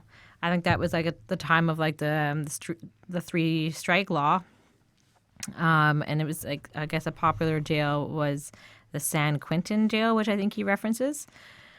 And life is just the same in the ghetto. And it just kind of was like, all right, it felt a bit long, this one. And it trailed on a bit at the end. I gave it a 4 on 5. Yeah. I find that there's a certain irony to how easy the flow sounds, like how taking it easy and how laid back everything feels in this song, while the whole song's all about how it isn't easy to be Tupac because of XYZ, and this song kind of serves as his justification. There's some noteworthy lines to me, like phone calls from my on the other side, 2 childhood friends just died, I couldn't cry, a damn shame, when will we ever change, and what remains from a 12 gauge to the brain, arguments with my boo, it's true, I spend more time with than I do with you.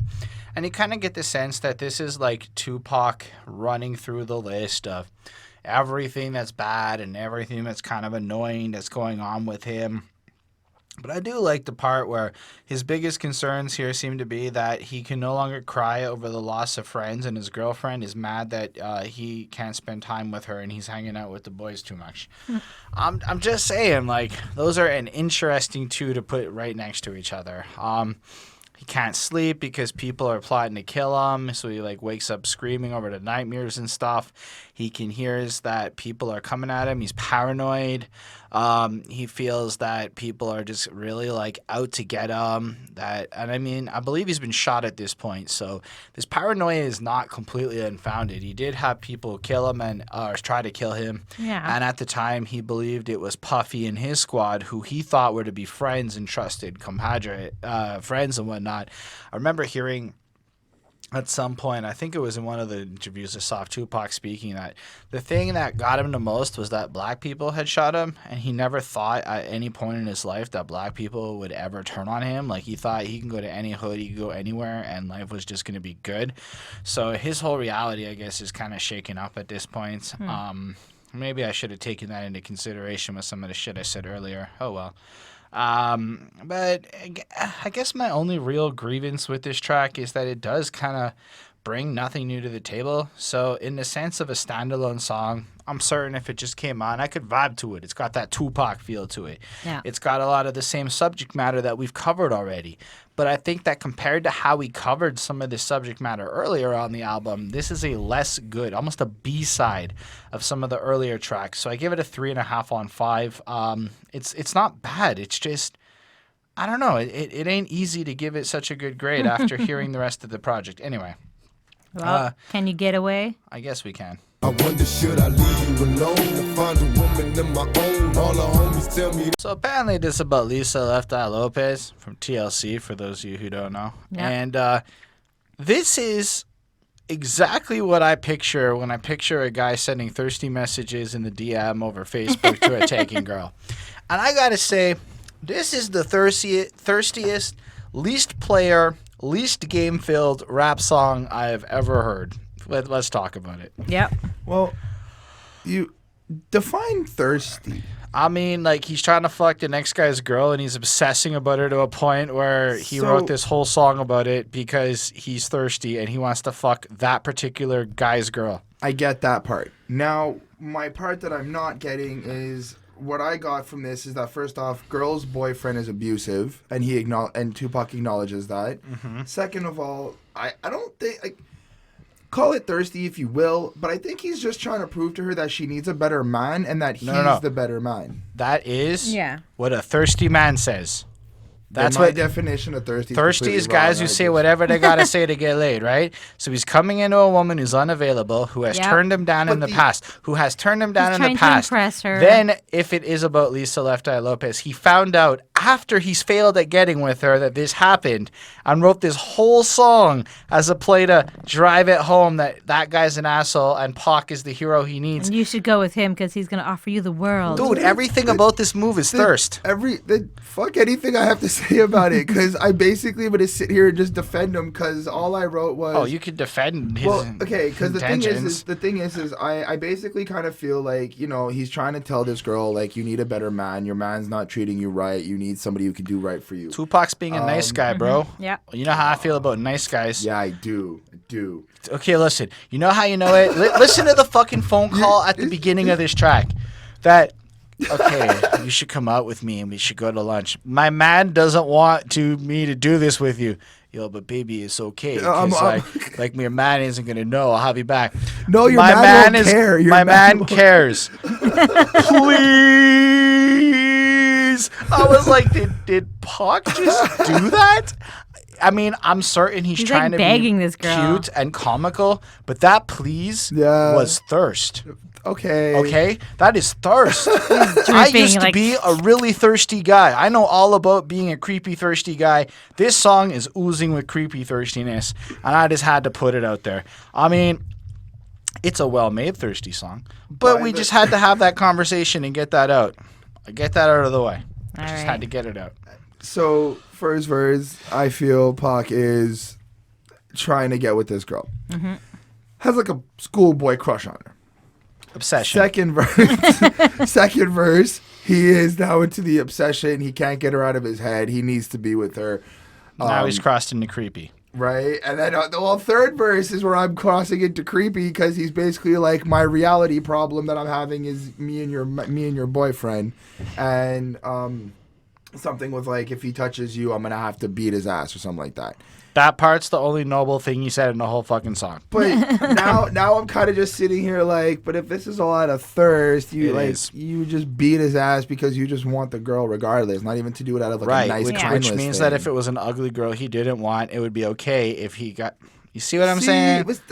That's where I kind of lost. Like, now I'm losing faith in him. Like, you know what? The girl shouldn't be getting beat. Period. Whether she's pretty or Well, ugly. I don't think Nobody- she's getting beat. I think that at the end he's saying, like, listen, if this guy hurts you in any way. Because he's abusive, and he Well, doesn't I don't know that he's No, hold necessarily on. abusive. Well, no, I think he that does. he's He just says it in giving the her first a verse. warning. He does. And if it's about Lisa Left Eye Lopez, as I understand what happened was, Lisa was dating a football player who did beat her, and Pac found out about it and wrote this song in response. Okay. So the part where she got beat and Pac wants to defend her, super noble. That's fair, yeah. The part where Chivalry. he wrote a whole fucking song to try and steal the girl, That's thirsty. Yeah. Ballsy too. Because there's a way to approach subject matter like it's not okay to beat a woman would have been an acceptable song to write. That's not what this song is. It's that guy beat you, so he's not good enough. Come on my He dick. essentially put her on blast. Yeah. And like, he basically just goes out like this whole song and just is just trying to get with this girl. And he says like he's not going to give up. Like he's going to just keep on trying. Like he's not even going to like,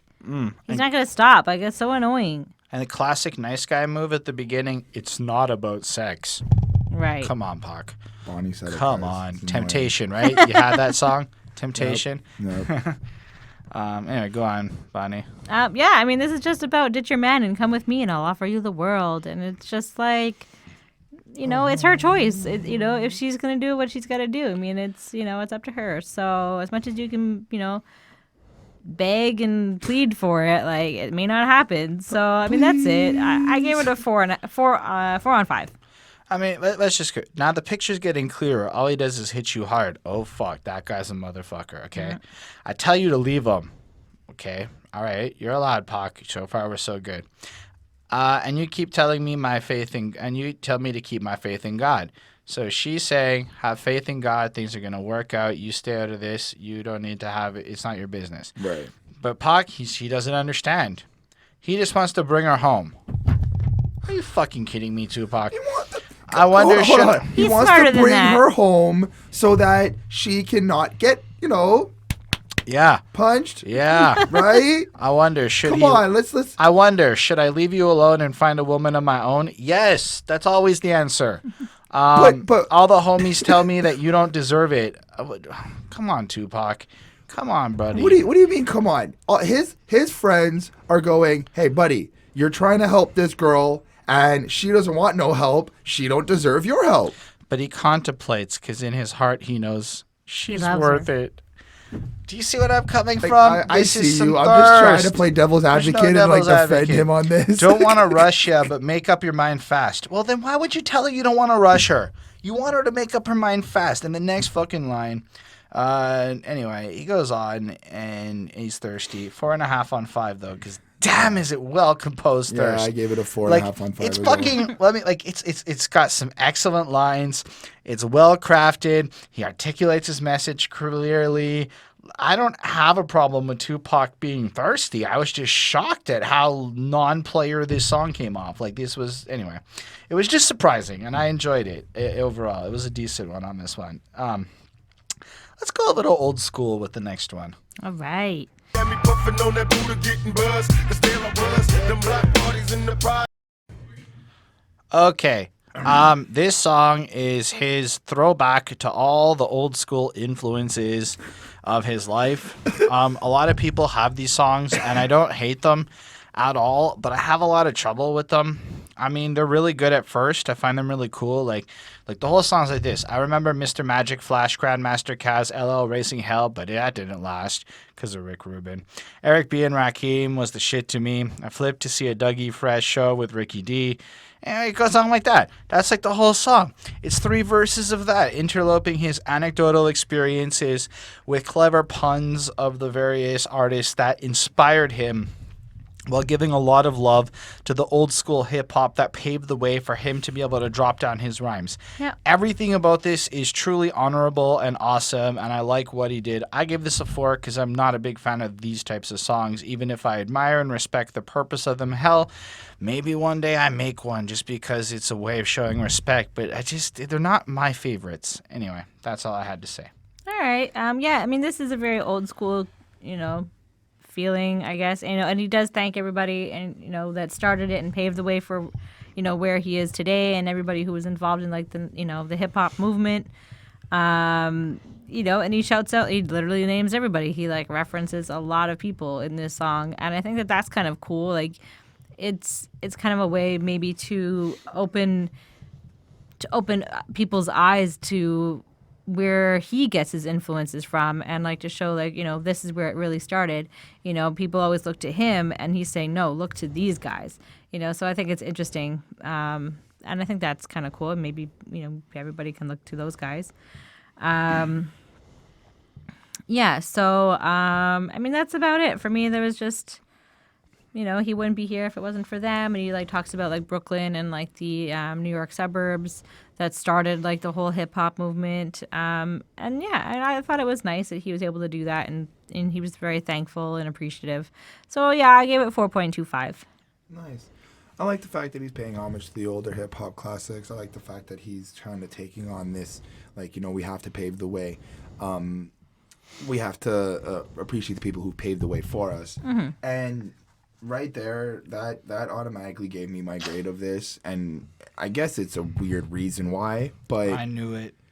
I heard this, and I'm like, I know exactly what Chris is gonna feel. And that's fine, but he basically just kind of shot back at everybody who called him boring and who was like basically saying that he's shit, or like calling him out of all like the rappers I've heard say that. Mm-hmm. He kind of what? So he basically turns around and goes, we have to respect the people who paved the way for us to be where we are today. So not that he turned around and responded to people who said things 22 years later, but he was setting a way of being that these kids should learn from. Yes. Is that what you were trying to say? Yes. Okay. My whole entire point is that everybody lately I've seen on YouTube is talking about so-and-so said this about Tupac, so-and-so said this, and then you were like, we're reviewing this album, and then Tupac just went, you should basically respect me because without me, you wouldn't be where you are today. I don't actually know if that was what he was trying to say. I think what he was trying to what he's say trying to say. Is but I respect all those guys, and you should pay homage to your roots. So yes, I get what you're trying to say, and I get the kind of connection that you're making, where people today should take Tupac's advice and honor Tupac based off of Tupac's advice. But I think it is true. I think that everybody who's involved in rap or whatever they're involved in should know like where it started and where it came from, and like the roots and everything like that. And but it's not like just I think that it's interesting. Hip-hop. It's not just hip hop. It's a thing of everything. I like absolutely. To think about. Like if you want to be, I don't know, the best soccer player in the world, why are you not going to follow the best soccer players in the world and learn how they play? Like you have to learn from somebody who knows it better than you first. In theory, based on that argument, if you want to be the best hip hopper, you should focus on hip hop.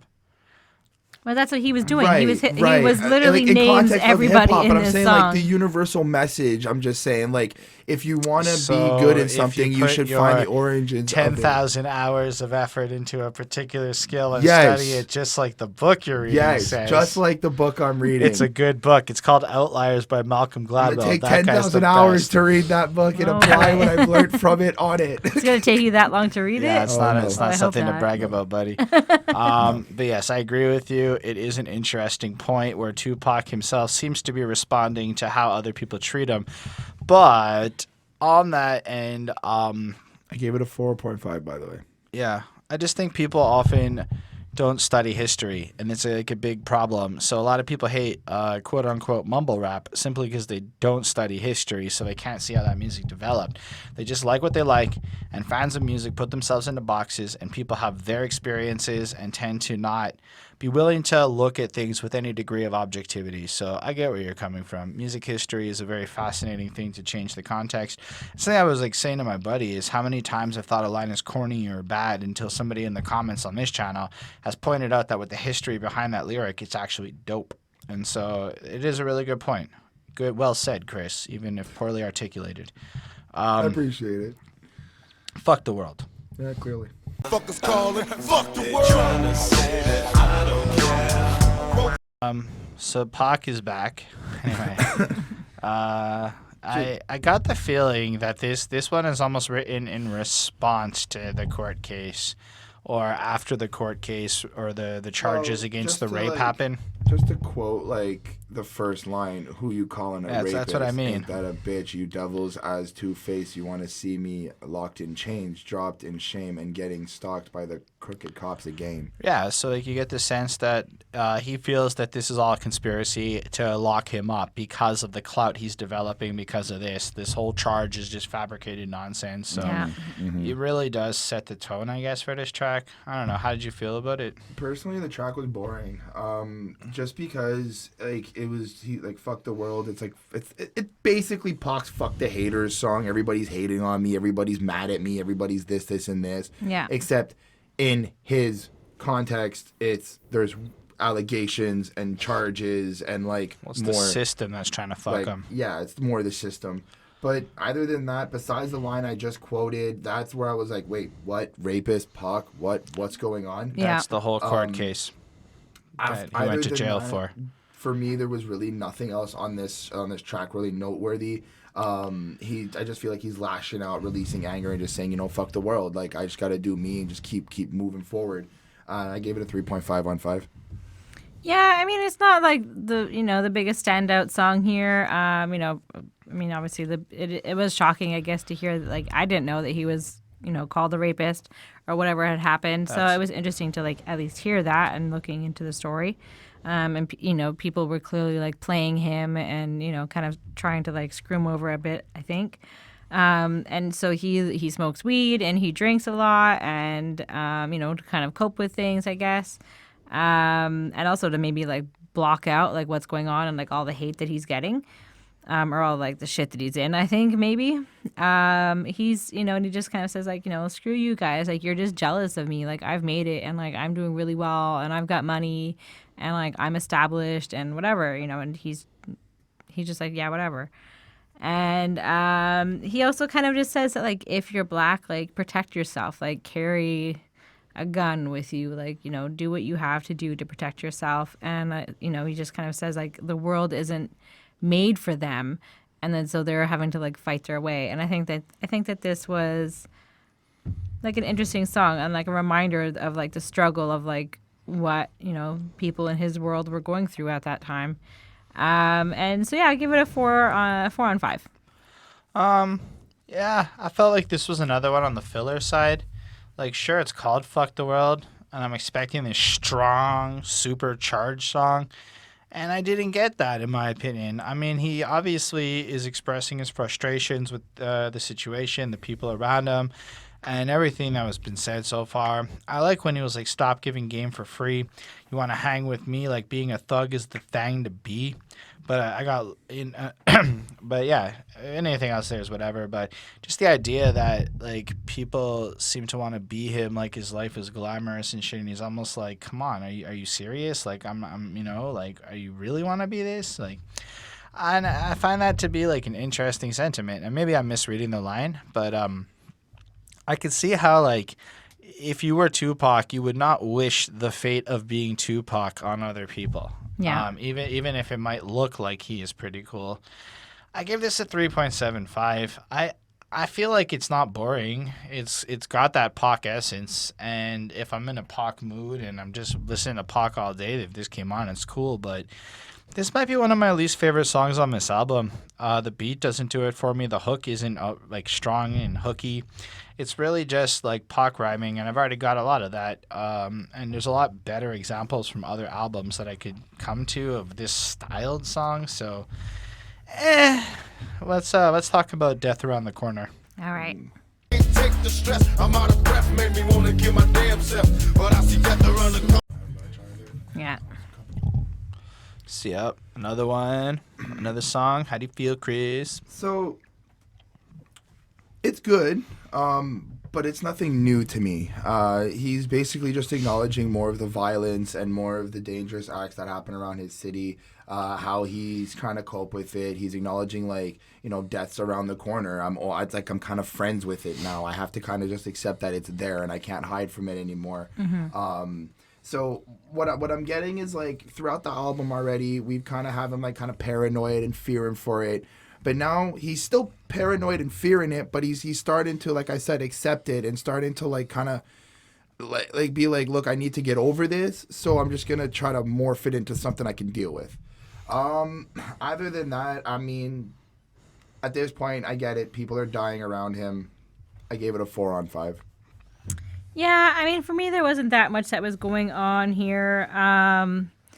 Like, he kind of just talks about that he's going to maybe kill himself, but then he realizes that he doesn't have that much time left, and that it's kind of like, well, like, that's stupid. Like, he's going to die soon anyways. He doesn't have to kill himself, I think. And he was kind of just brought up in this life, and he has to know what's going on. I feel like somebody should have given him that song with the suicide hotline phone number. Yes. Like, More hip hop beef.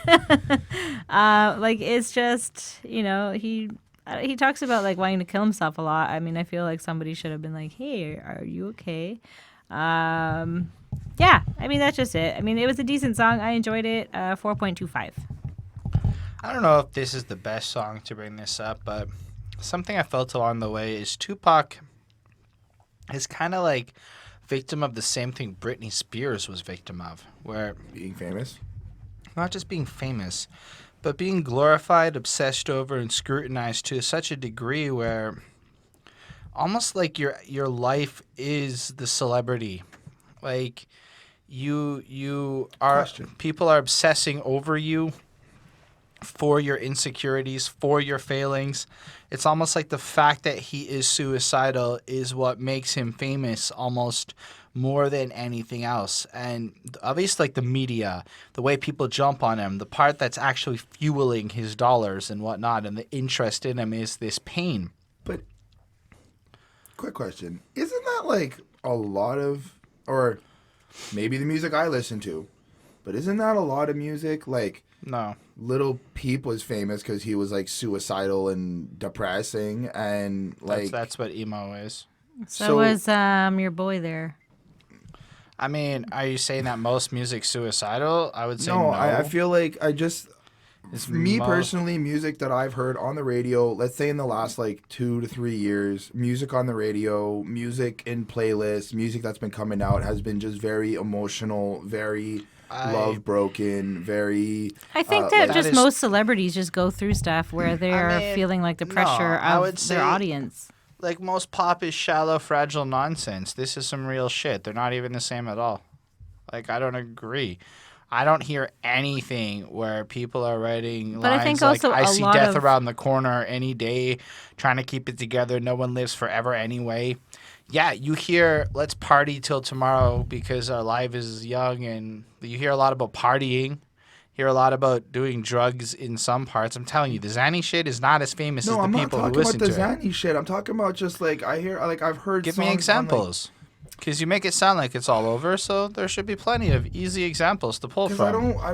I don't remember the songs that I listened to on the radio, but like But then I don't think your point is so substantial because there's nothing noteworthy here. That means it isn't that big. It isn't that famous. It isn't that lasting. Otherwise, I think you would be able to give me examples. I know who I'm not Suicide saying- Boys are because of you. They're some honestly but I'm not appropriating saying bullshit. lasting. I'm saying that like I'm just trying Pac to. made you lasting made a music. thing- Pac was #1 celebrity Yes, I'm not questioning focus that. of all attention. But he's I'm not saying questioning that. I'm But not questioning he's any not of that. asking You anything. question if the stuff that people celebrated Pac for, is it not the same as what everybody's doing now? And I'm because saying you no. brought up Britney. And Yes, and what made Britney and Pac had something significant. It was not Right. the same as other people.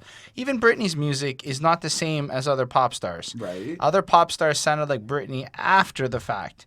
And what I'm talking about is what made Britney famous wasn't her music, in the same way that what really made Pac famous wasn't so much his music. It was the people. It was the It was the celebrity. drama around him. It was the news articles. It was everything that started this. So I would say that your question's pretty irrelevant, and the answer to your question is no. At no time did pop music ever really come out that real. No, that didn't happen. And if you listen to stuff that's hidden underground shit or that niche markets listen to, that isn't pop.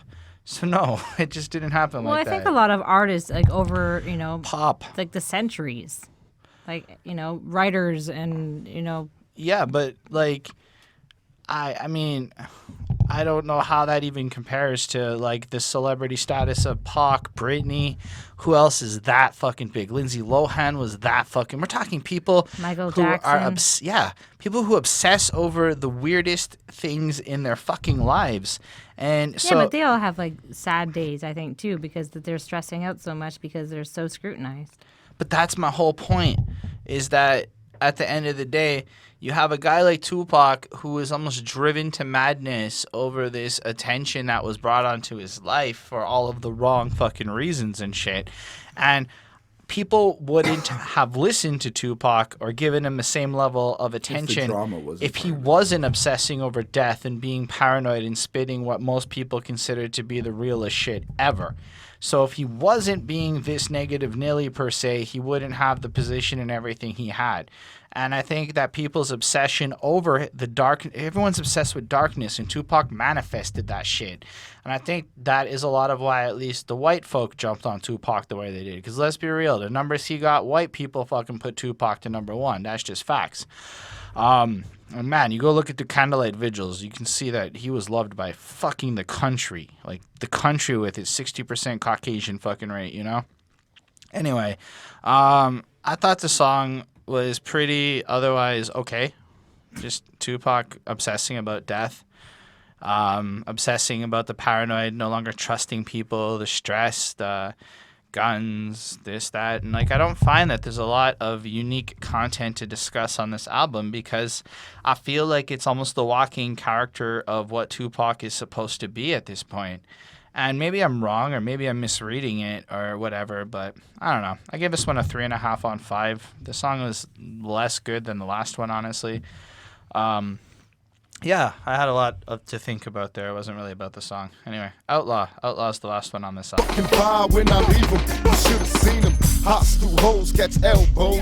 So it starts off with young Pac, child Pac, and some dude who is asking him I call him young Pac, what he wants to be as he grow So up. Tupac and Rara. Rara. Oh, you have the name? Okay. It was like right there in the credit. Well, I may have missed it.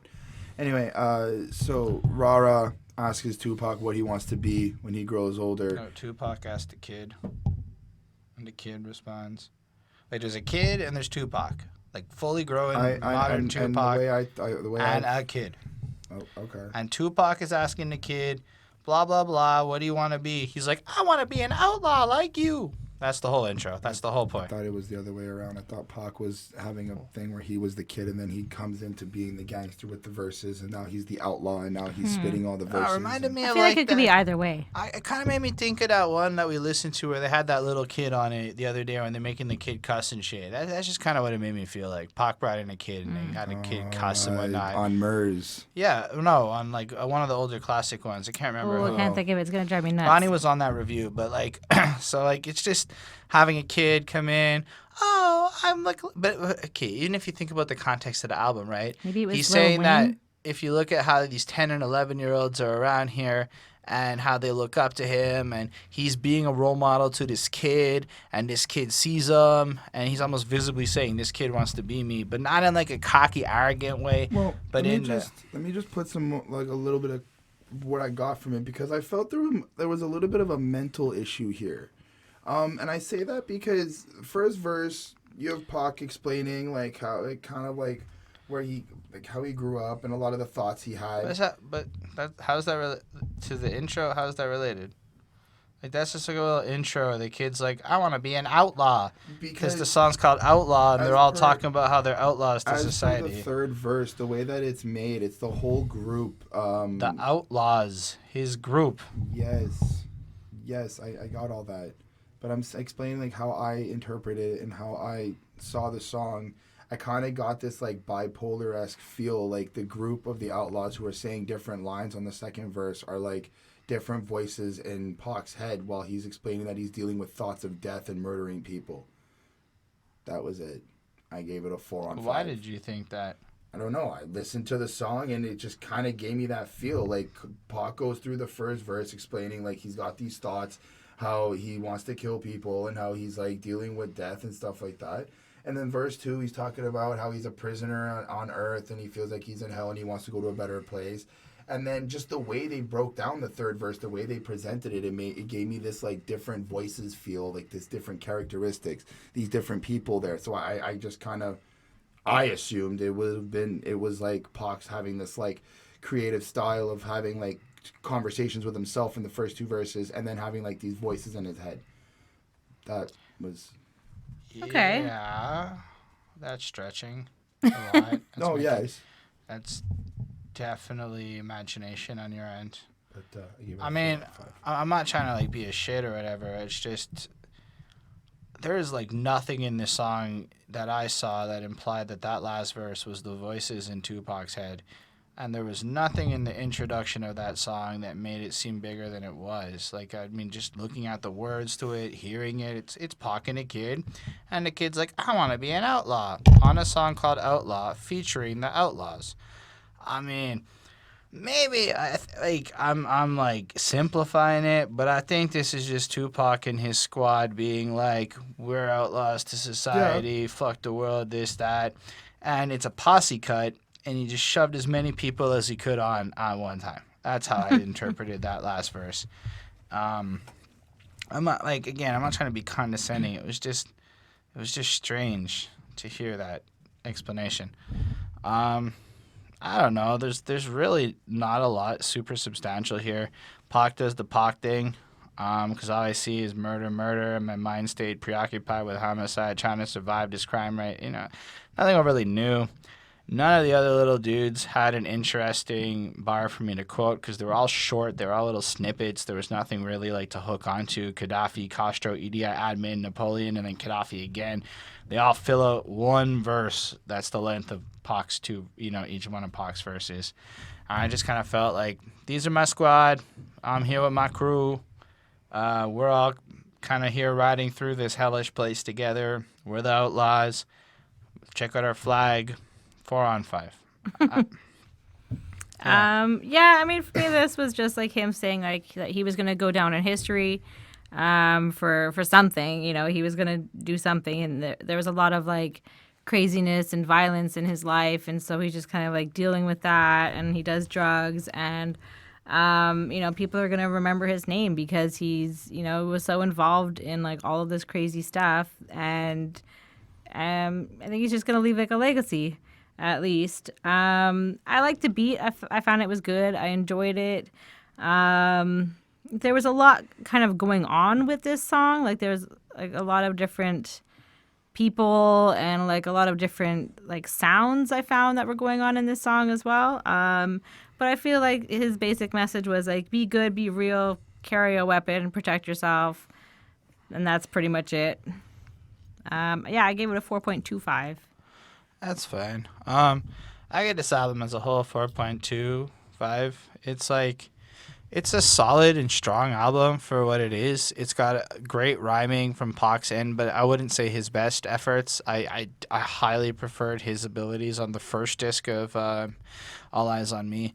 The album is really lacking a single of power, a single song that is like really hooky, really engaging, flashy beats, something like really soulful. I mean, Dear Mama is an interesting type of single. It really is, but it's totally not an everyday kind of song. And there's nothing on this album that I felt was anthem-y, or I felt like a lot of stuff that was like almost there, but very little that was all the way there. And maybe I'm just wrong about that, but that's why I felt it was a good album. But if you only heard Me Against the World, I wouldn't be shocked if you weren't the biggest Pac fan at the end of the day in 2018, going back to this record. I like it, but I can't think of a single song here that like added into my top 10 favorite Pac songs list kind of thing, like it just kind of had some filler. It was okay, Anyway. Yeah, absolutely. I mean, this was it was a good album. It was interesting.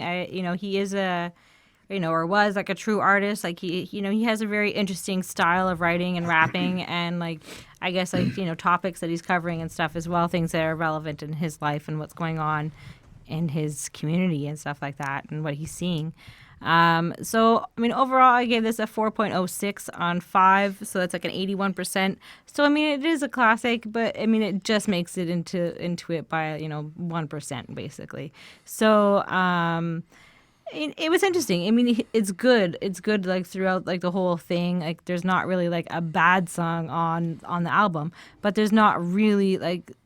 And like the ones that are 5s, like they're great. Like, but I don't know if they would again like maybe be on my like top 10 favorite lists or whatever. Like nothing like really left a mark with me. I mean, maybe I'm gonna go back and listen to it again and see like how I'm feeling, or maybe be in a different mood when I'm listening to it. But yeah, I mean there's some hits on here, but there's not really like. I mean, it's all right. It's good. I liked it. For me, the album landed at a 3.95. I think it's just because of my choice of music I want to listen to, my sounds that I prefer, and my vibes that I prefer. It didn't make. I don't want to say it's not a classic just because of my grade. I guess if for this one time I can kind of claim it as a classic, even though it's a 3.9. Why? You really didn't seem to like a lot of it. Because I feel like part of it is like because I know that my grading is because of just like what I like to listen to, and I don't feel like I'm giving it the full like, yeah, this is a classic because of X, Y, Z, A, B, C. Like I'm it's ending up basing it like some of the songs on the album are just, it's not that they're bad, it's just I don't like them. So then you can't call it a classic. Fine, 3.95 then. That's really my answer to the album. It's just there's certain songs on this album that I just don't really, I wouldn't go back to, I wouldn't listen to, and they're just not my type of sound. So I wouldn't be able to give this album a 4. Okay. That's fine. Well, thank you all for being here with us tonight. We really appreciate it. And don't forget to let us know how you feel about this album, how you feel it stands up in the Pac discography. Is this something that you feel is a classic? You can let us know why. Don't forget that if you leave that comment, subscribe, and like the video, you total into the contest, and that could help you win some Amazon gift card money.